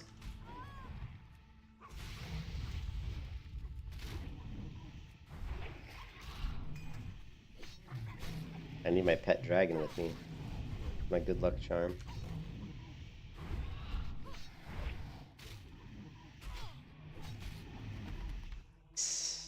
3 down, 3 to go.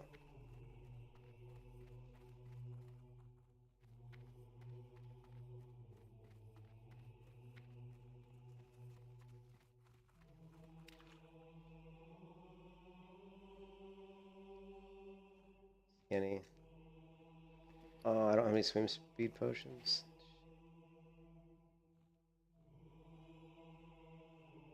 No, I'm an alchemist. I am the alchemist. No. See what we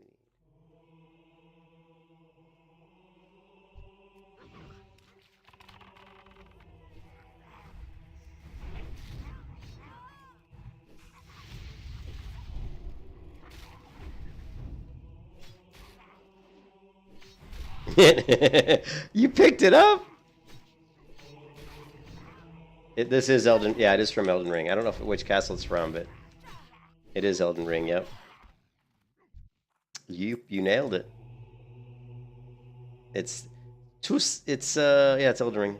I don't know exactly where it is in Elden Ring, because I didn't play Elden Ring a lot. But I have the, I had the super duper edition that cost me, like, I don't know. I have the Elden Ring statue, you know? I have, like, the top of the line Elden Ring package. Whatever it was called. The Premium Deluxe Edition.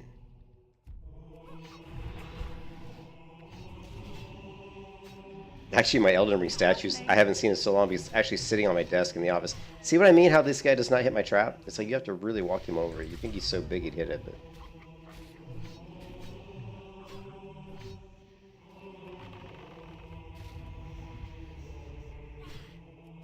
It's so eerie. I've been wanting to play Elden Ring again, but I mean, Elden Ring's not really my type of game. Like, but I do like, I like fighting the non-boss monsters. They're fun. Boss monsters just kick my ass because I'm not really a Dark Souls type of player. You know, I don't really play those types of games, so. And I always felt like beating those bosses just felt like you were trying to look for some cheese mechanic, which I thought was kind of stupid, so. But I like fighting the non-bosses. They're kind of cool because they're tough in their own right. You know what I mean? I like exploring and killing those other mobs. Yeah, they are kind of stressful. They're just kind of. I don't really enjoy fighting them because I always feel like you're just trying to find like some repeatable mechanic that you use to abuse to beat them. You know? I don't feel like it's like, oh, I'm really good with my character, so I can beat the boss. Not really. It's like you're just, and it's not like you're just learning their moves. I mean, you are to a certain degree, but.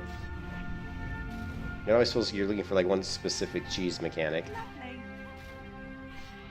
Yeah, I like the. Yeah.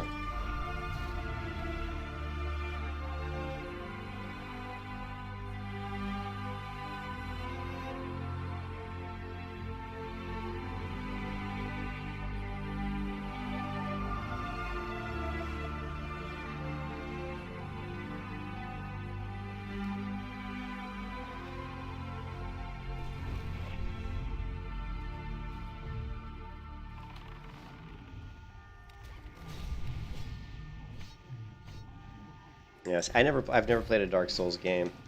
Elden Ring was the first game I ever played that would be considered kind of like a Dark Souls-like combat game, you know, like, just because the world looked so cool, you know. Well, we were getting these to drop, but now we're not having very good luck, so... Well, we're gonna keep trying. Need 3 more. Oh, we could layer it, though. Let's not layer it yet. There's still all these over here we gotta check.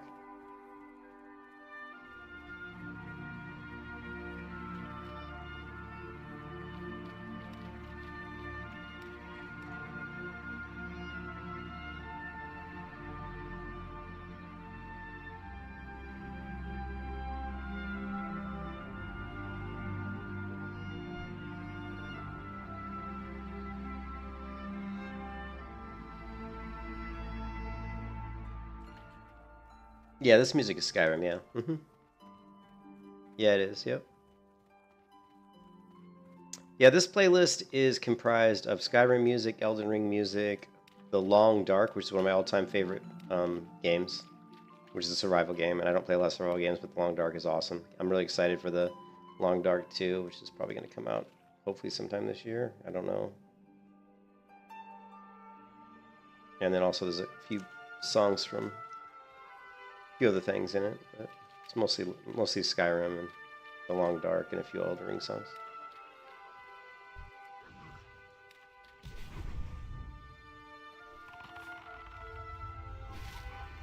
Lovely.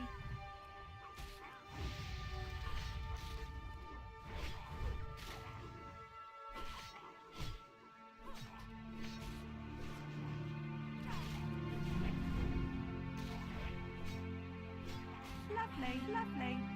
These Murlocs are tough. They don't like go down easy.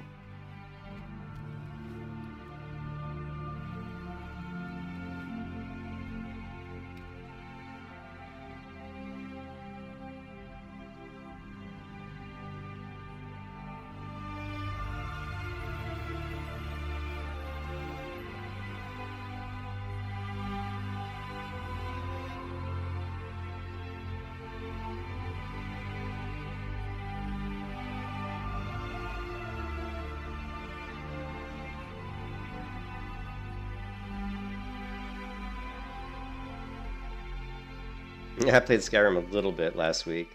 Just a little, not a lot, but still a super fun game.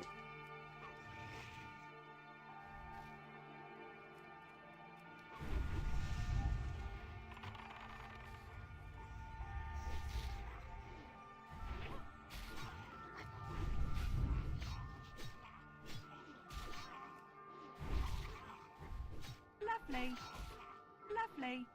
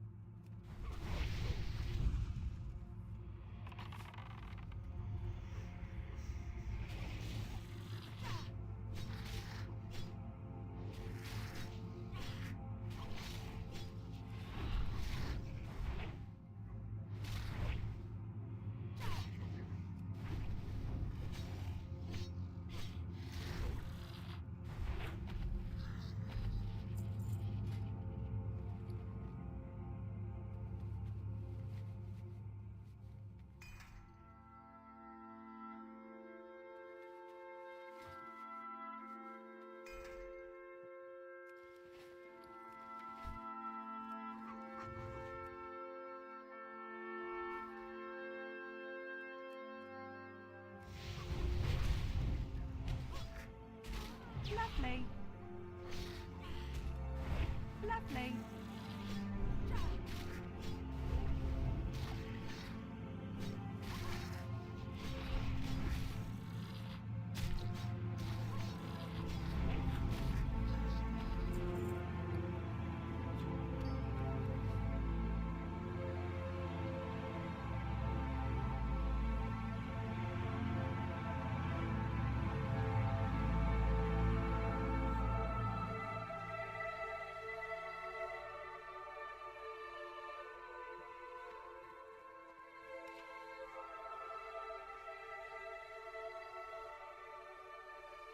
Oh, I'm seeing out here some Murlocs. Yes, Murlocs.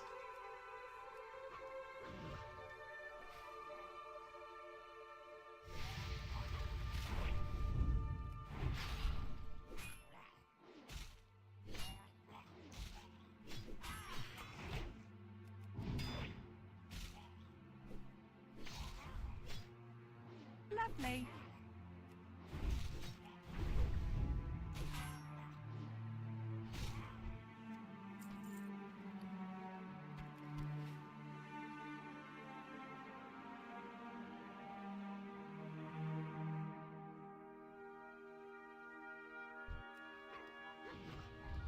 There's one.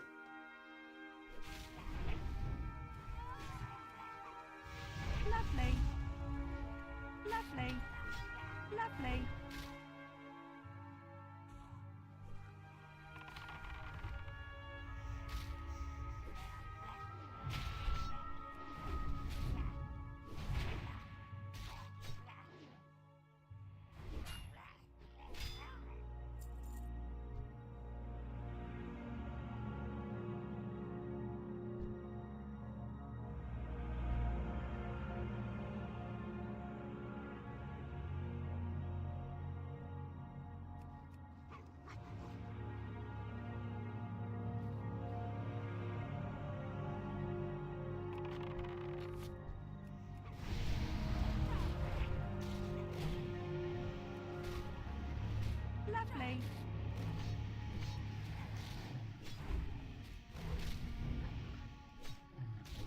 Lovely.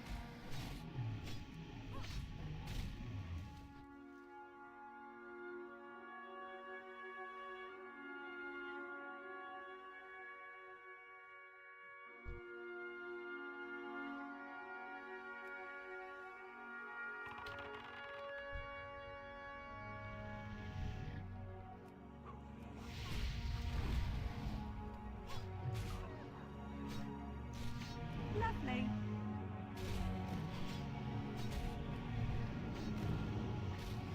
Lovely.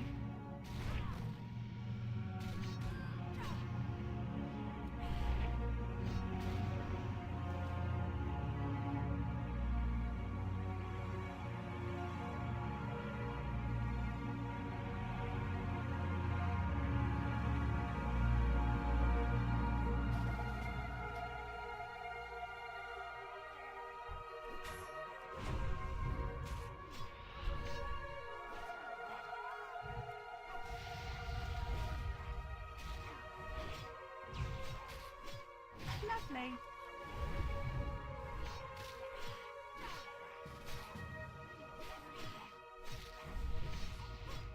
Lovely.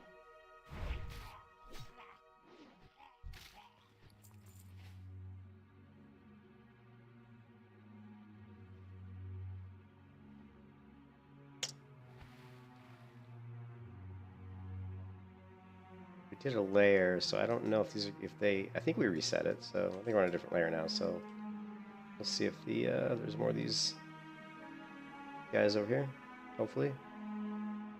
I need some mana though, but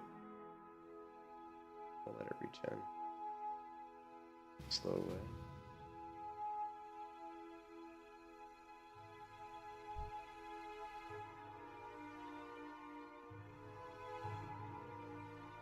Doesn't look like there's any. Alright, let's take this guy out.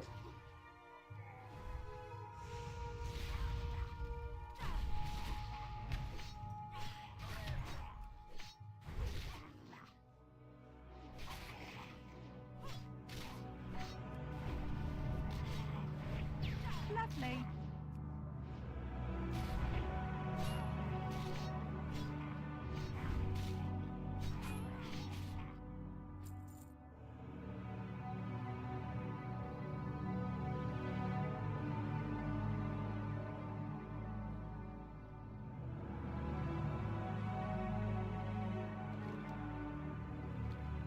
Nah, we're too far.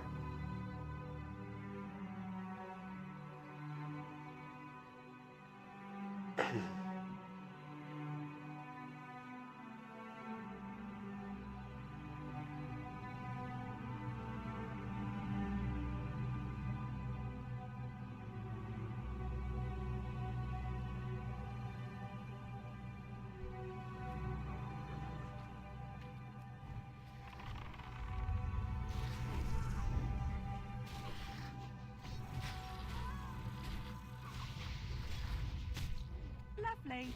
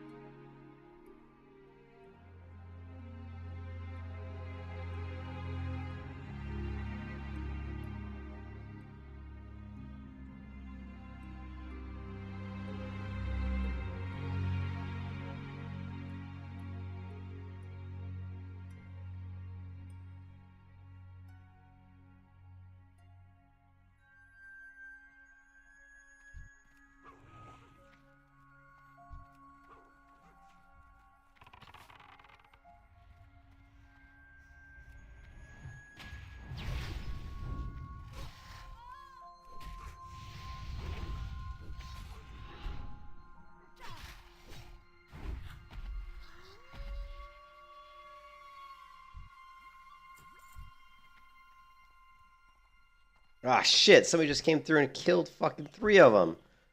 You fucking bastard, dude. Ah.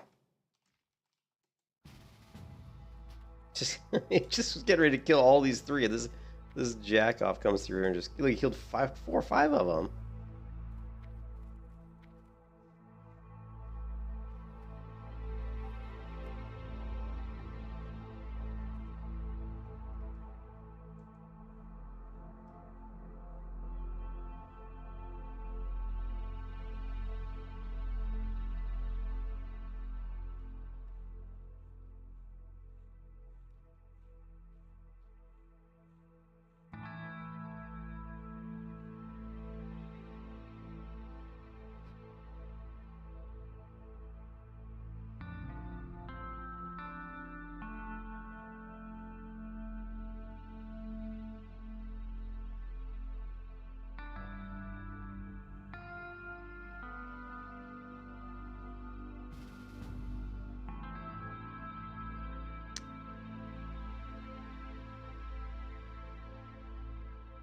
These aren't the right blooms. Fuck.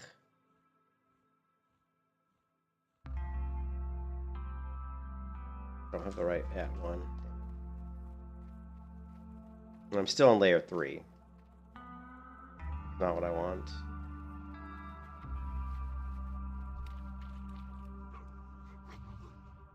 Wait a minute. Did they just reset? No, they didn't reset. I don't know what it was, but to kill that many that fast, he must have been pretty high level. Lovely.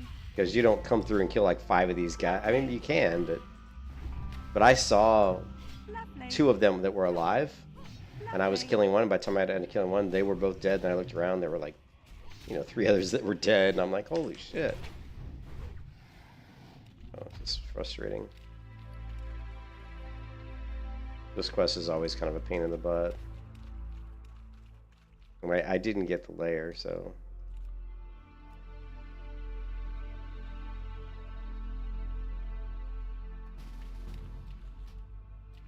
Oh, here we go. This is going to give us a layer, I think. So...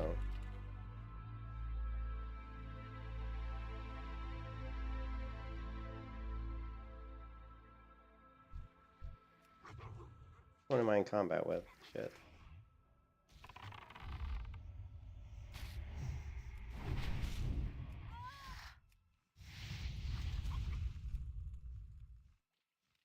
Oh. What just... Combat ended. Okay, we just did the layer switch, I think, there. That was weird.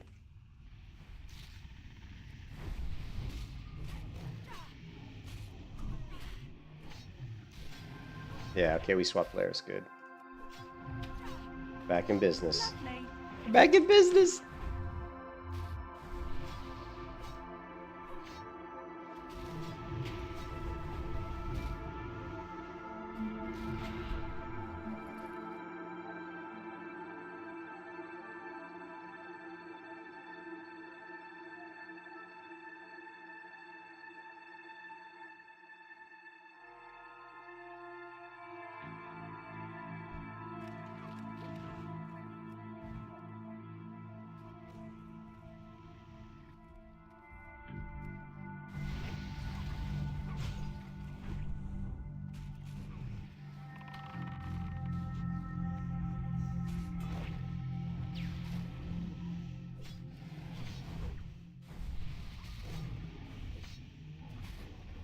We got a Murloc coming in hot.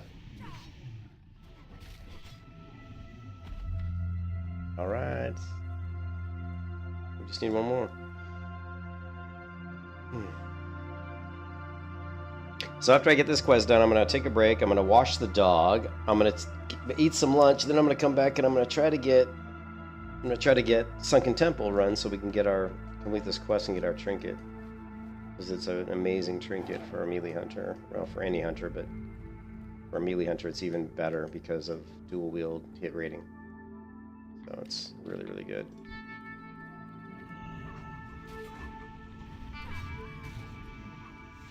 Lovely.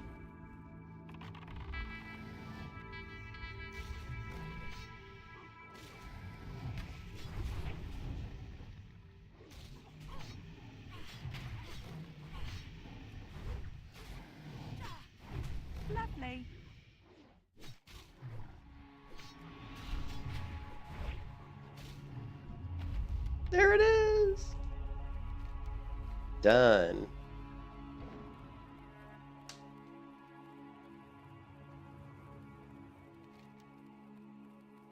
Note to self, don't come through the water next time. Just come across the top of the land. I don't know why I didn't do that. It's easier to just ride through the up here and come down.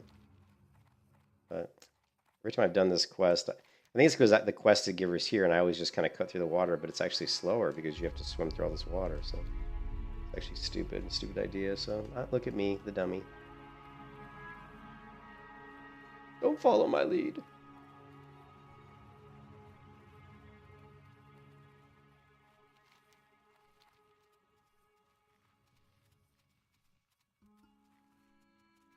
Okay, where's Magic Blue? We're gonna fix something because I'm pissed off about it. Let's see.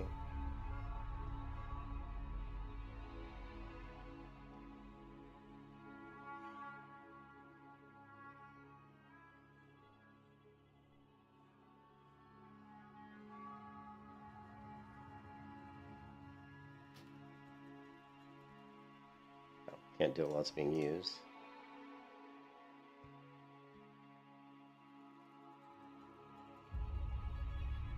What we're missing is Magic Bloom.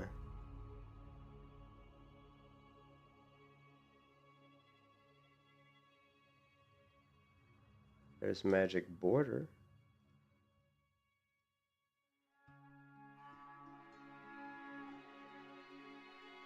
There's Magic HDR. Well, there's Neo Bloom. I think I already have that though, don't I? I thought I already saw that in there, but we'll grab it just in case.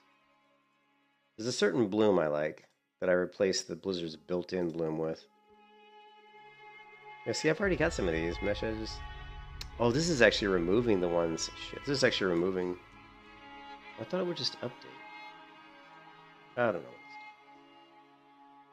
Yeah, this is not correct.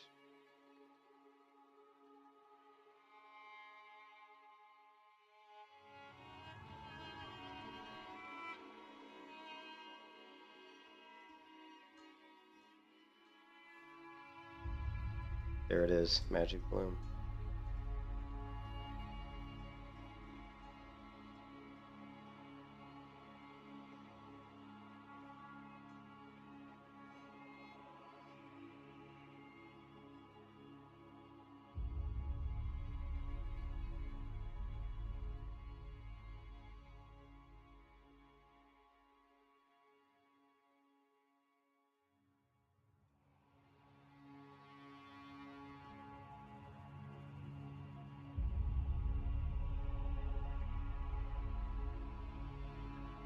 See if it worked.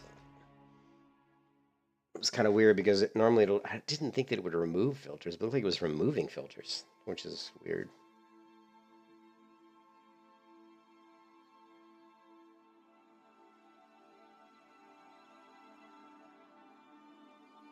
There it is, Magic Bloom. Boom. Just scale back on the strength of it.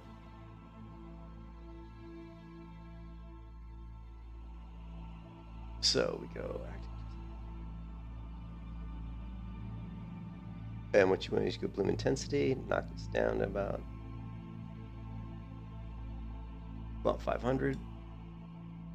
So here's the difference. We can have the game look like this. We can get rid of Magic Bloom. And we can do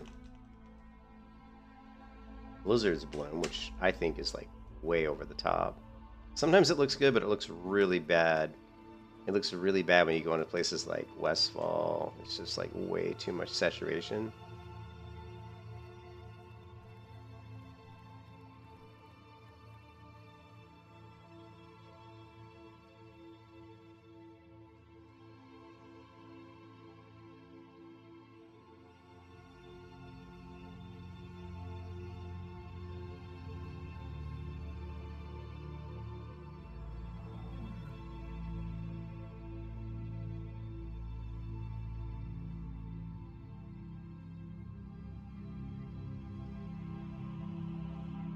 Yes, even Magic Bloom's not looking good. Shit.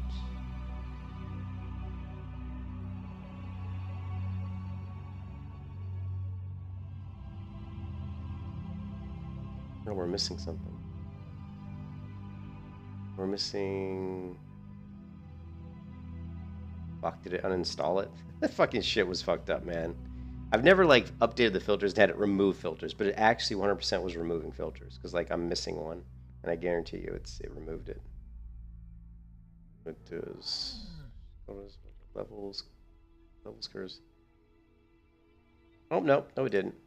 Here it is, Vibrance.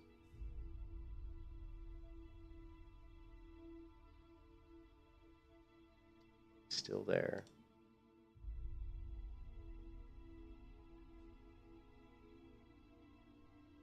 There we go, that's how we do it. So we adjust the levels here, and now we get the game to look like this, which to me, this is a much better look than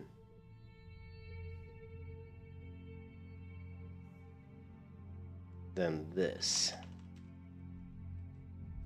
Okay, this looks blurry to me. See how blurry that looks?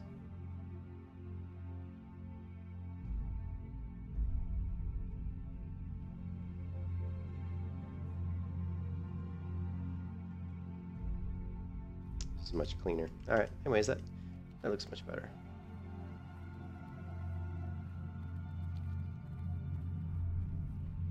See this the tangents I get on, man? Oh no, we got multiple mobs on us. Look out!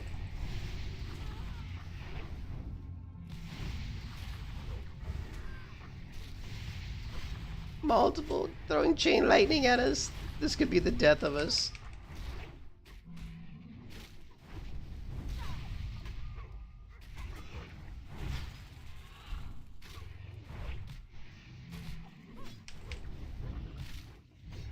You can kiss your ass goodbye. Oh, my pet just dinged. Oh, it was a tactical ding. Tactical ding. Oh, the tactical ding. It's like we planned it that way. Lovely. You were A light and dark pair. And what do we get for our troubles? A couple of iron feathers. Oh, man.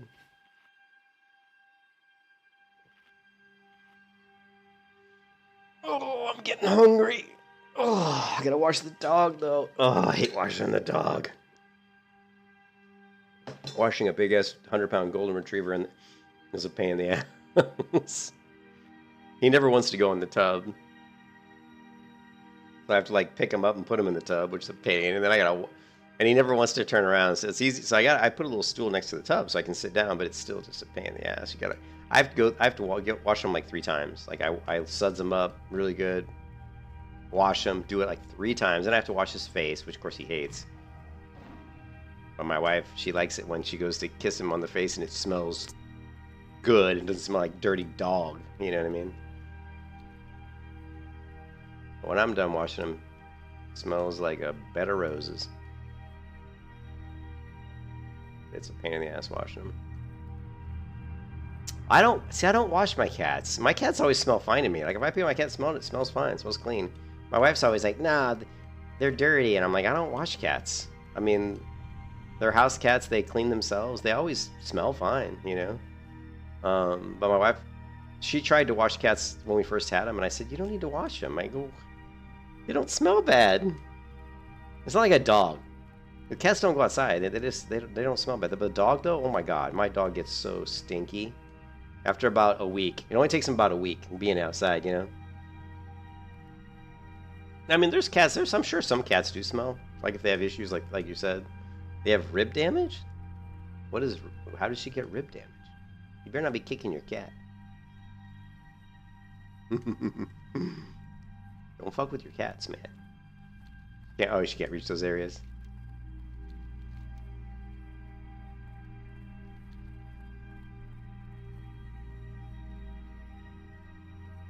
I watched a cool video earlier today about a cat. Well, I hate to say it cool, but what they were trying to do was good. You know, and I have a hard time watching those YouTube videos because they really tear me up. They choke me up. But it was like they rescued this cat, and it was obviously starving. It had a horrible wound on its neck. I don't know if he got hit by something or if he was attacked by since it was on the neck, I'm going to assume it was another animal tore into its neck. And they had to like stitch the cat's neck up. I mean, I'm talking like 4 stitches in this cat's neck. And this cat was just a baby. I mean, you know, like it was like probably like, you know, like 2 months old or something. But the cool part about the video was the cat was, you know, abandoned or you know, stray or, you know, wild cat, what do they call it? And they brought the cat into a room with a golden retriever. They have a golden retriever that they use to basically like to tame, to basically domesticate, or to basically get rid of the cat's fears of people, you know. And they use this golden retriever for all of these rescue cats that they rescue, because they're always like terrified, you know. Like feral cats, is what I was trying to say. Feral cats, the ones that are out in the wild, they're always terrified of everything, because everything's trying to kill them, you know. And cats can be very defensive when they're scared. But yeah, they have this golden retriever, and they put the cat and the golden retriever in a room, and they said usually by the 3rd session of the cat and the golden retriever in the room, the golden retriever wins them over. It's pretty amazing.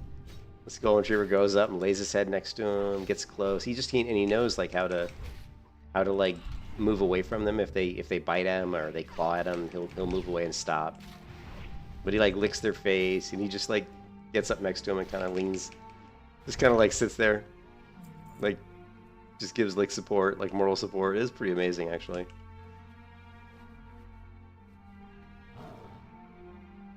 She was a street rescue, and when we took her to the vet, it was her previous owner who had put her.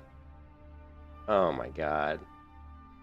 Well, that previous owner someone needs to put them in jail. I'm telling you right now, man.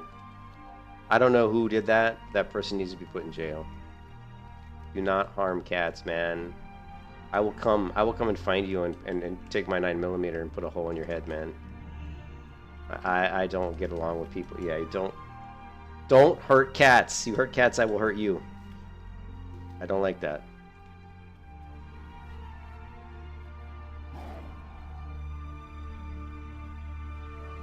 What's up, Covenant? Good name. I like the name. Covenant's cool. This is classic WoW. I've played all different versions of WoW. You know, I play retail WoW, hardcore WoW. We were on I was playing on a PvP server the other day, but this is just DreamScythe. It's the WoW Classic Anniversary PvE realm. So, just trying to do some hunter things here. Get this hunter quest done. Yeah, I don't like to hear about people hurting cats. That puts me in a rage. You know that. Yeah, I don't like that. I don't. Yeah, if you are hurting animals, cats and dogs, there's something wrong with you, man. You need to be put in prison, locked up. Somebody needs to hurt you. If you're kicking a cat, somebody needs to be kicking you. That's the way I look at it. All right, bring this to in Ashara. Oh no, I got to do more. Oh, okay, no, I don't. Now I see you, dangerous hunter, to slay the green drake Morphos and bring his. Oh, I just have to kill the green drake. Is that it? Sweet. So this is what we're going for. There's the tooth, which your pet's next attack is guaranteed a cruelty strike, which is kind of lame. This is what we're going after, the Devilsaur Eye, which increases your attack power by 150 and your chance to hit by 2%, and it lasts for 20 seconds. So only for 1 minute and 40 seconds is this trinket not really up, you know?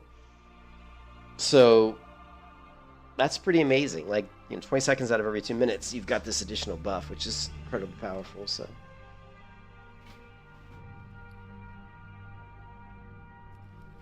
Go ahead and hearth out of here, unless we want to.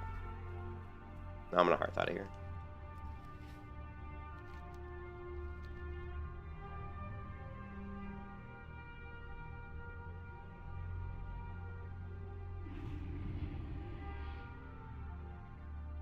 Yeah, I can't watch those YouTube videos, Laser. Any video where they're talking about cats being abused or injured or hurt, I can't watch that stuff. I can't. I get too angry. I even have a hard time watching the one where they rescue the cats, because it's. I mean, I know it's like a happy thing, you know. You're rescuing the cats.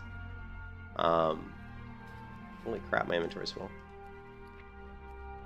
But it can be very sad to see that stuff. Do I have anything here we can?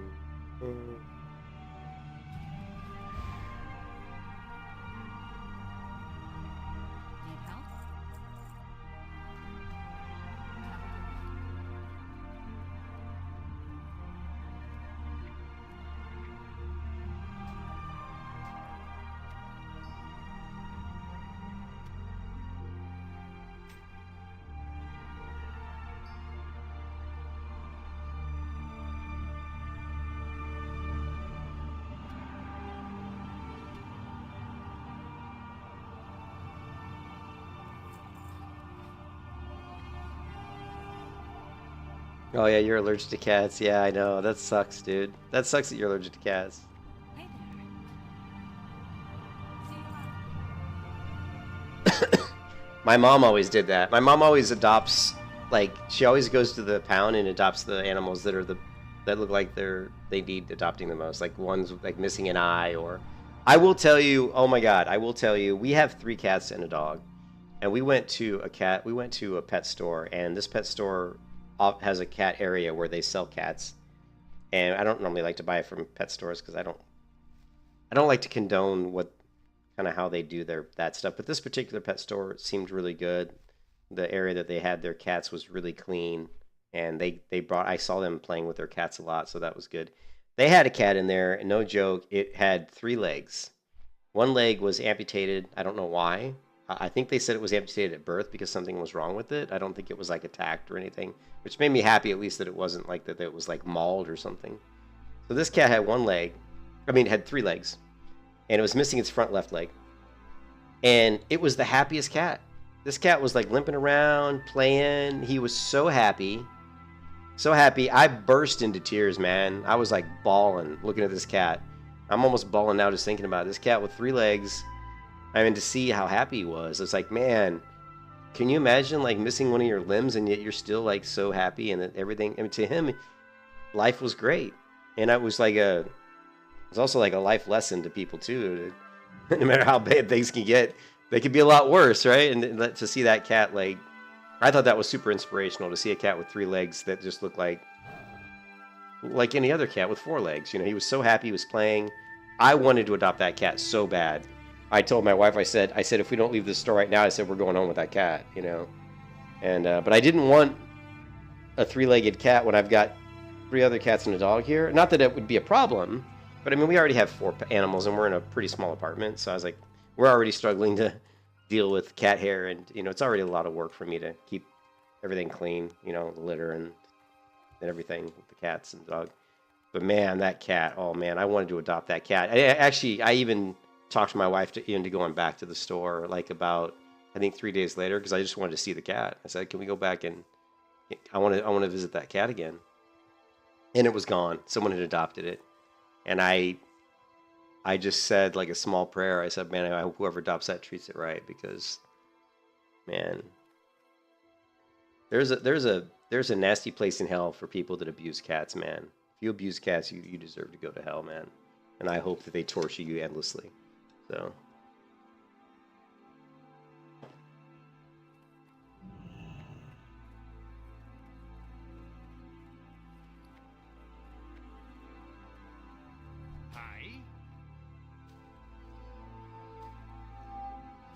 Looks like I've got a little inventory issue here. Looks like I got a little inventory problem. What a surprise, me with an inventory problem. Yeah, like this never happens.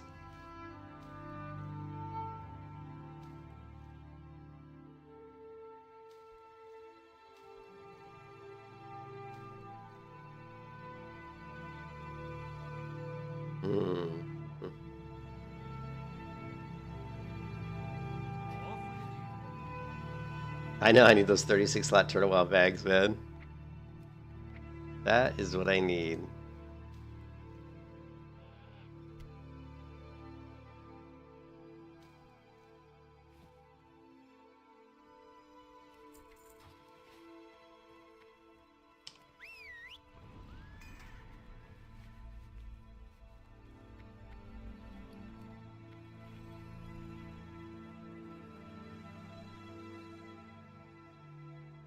Let's see.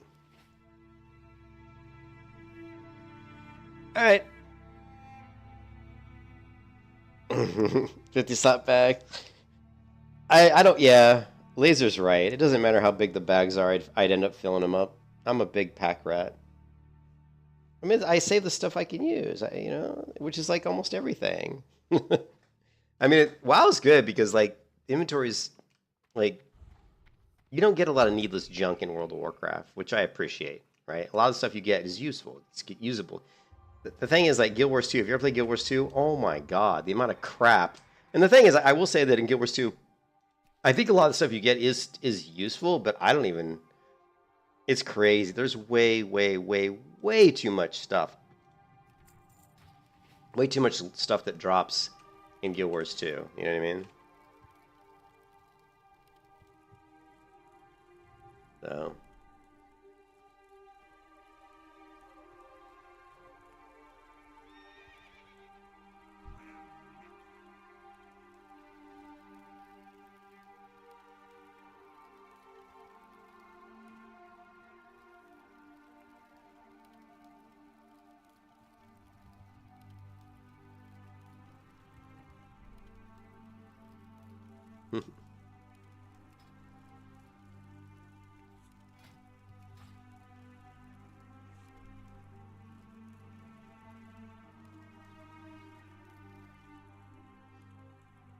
Yeah, but I gotta go. I'll be back in like hopefully like an hour. I gotta wash the dog. I gotta dry him. Then I gotta brush him. Then I gotta make myself something to eat. And then I'll come back and see if we can get the Sunken Temple dungeon done, so we can get our trinket, which will be a big, huge improvement on my gear. So I'll catch you guys later, man. Hope everybody's having a good Sunday. Peace out. Peace out.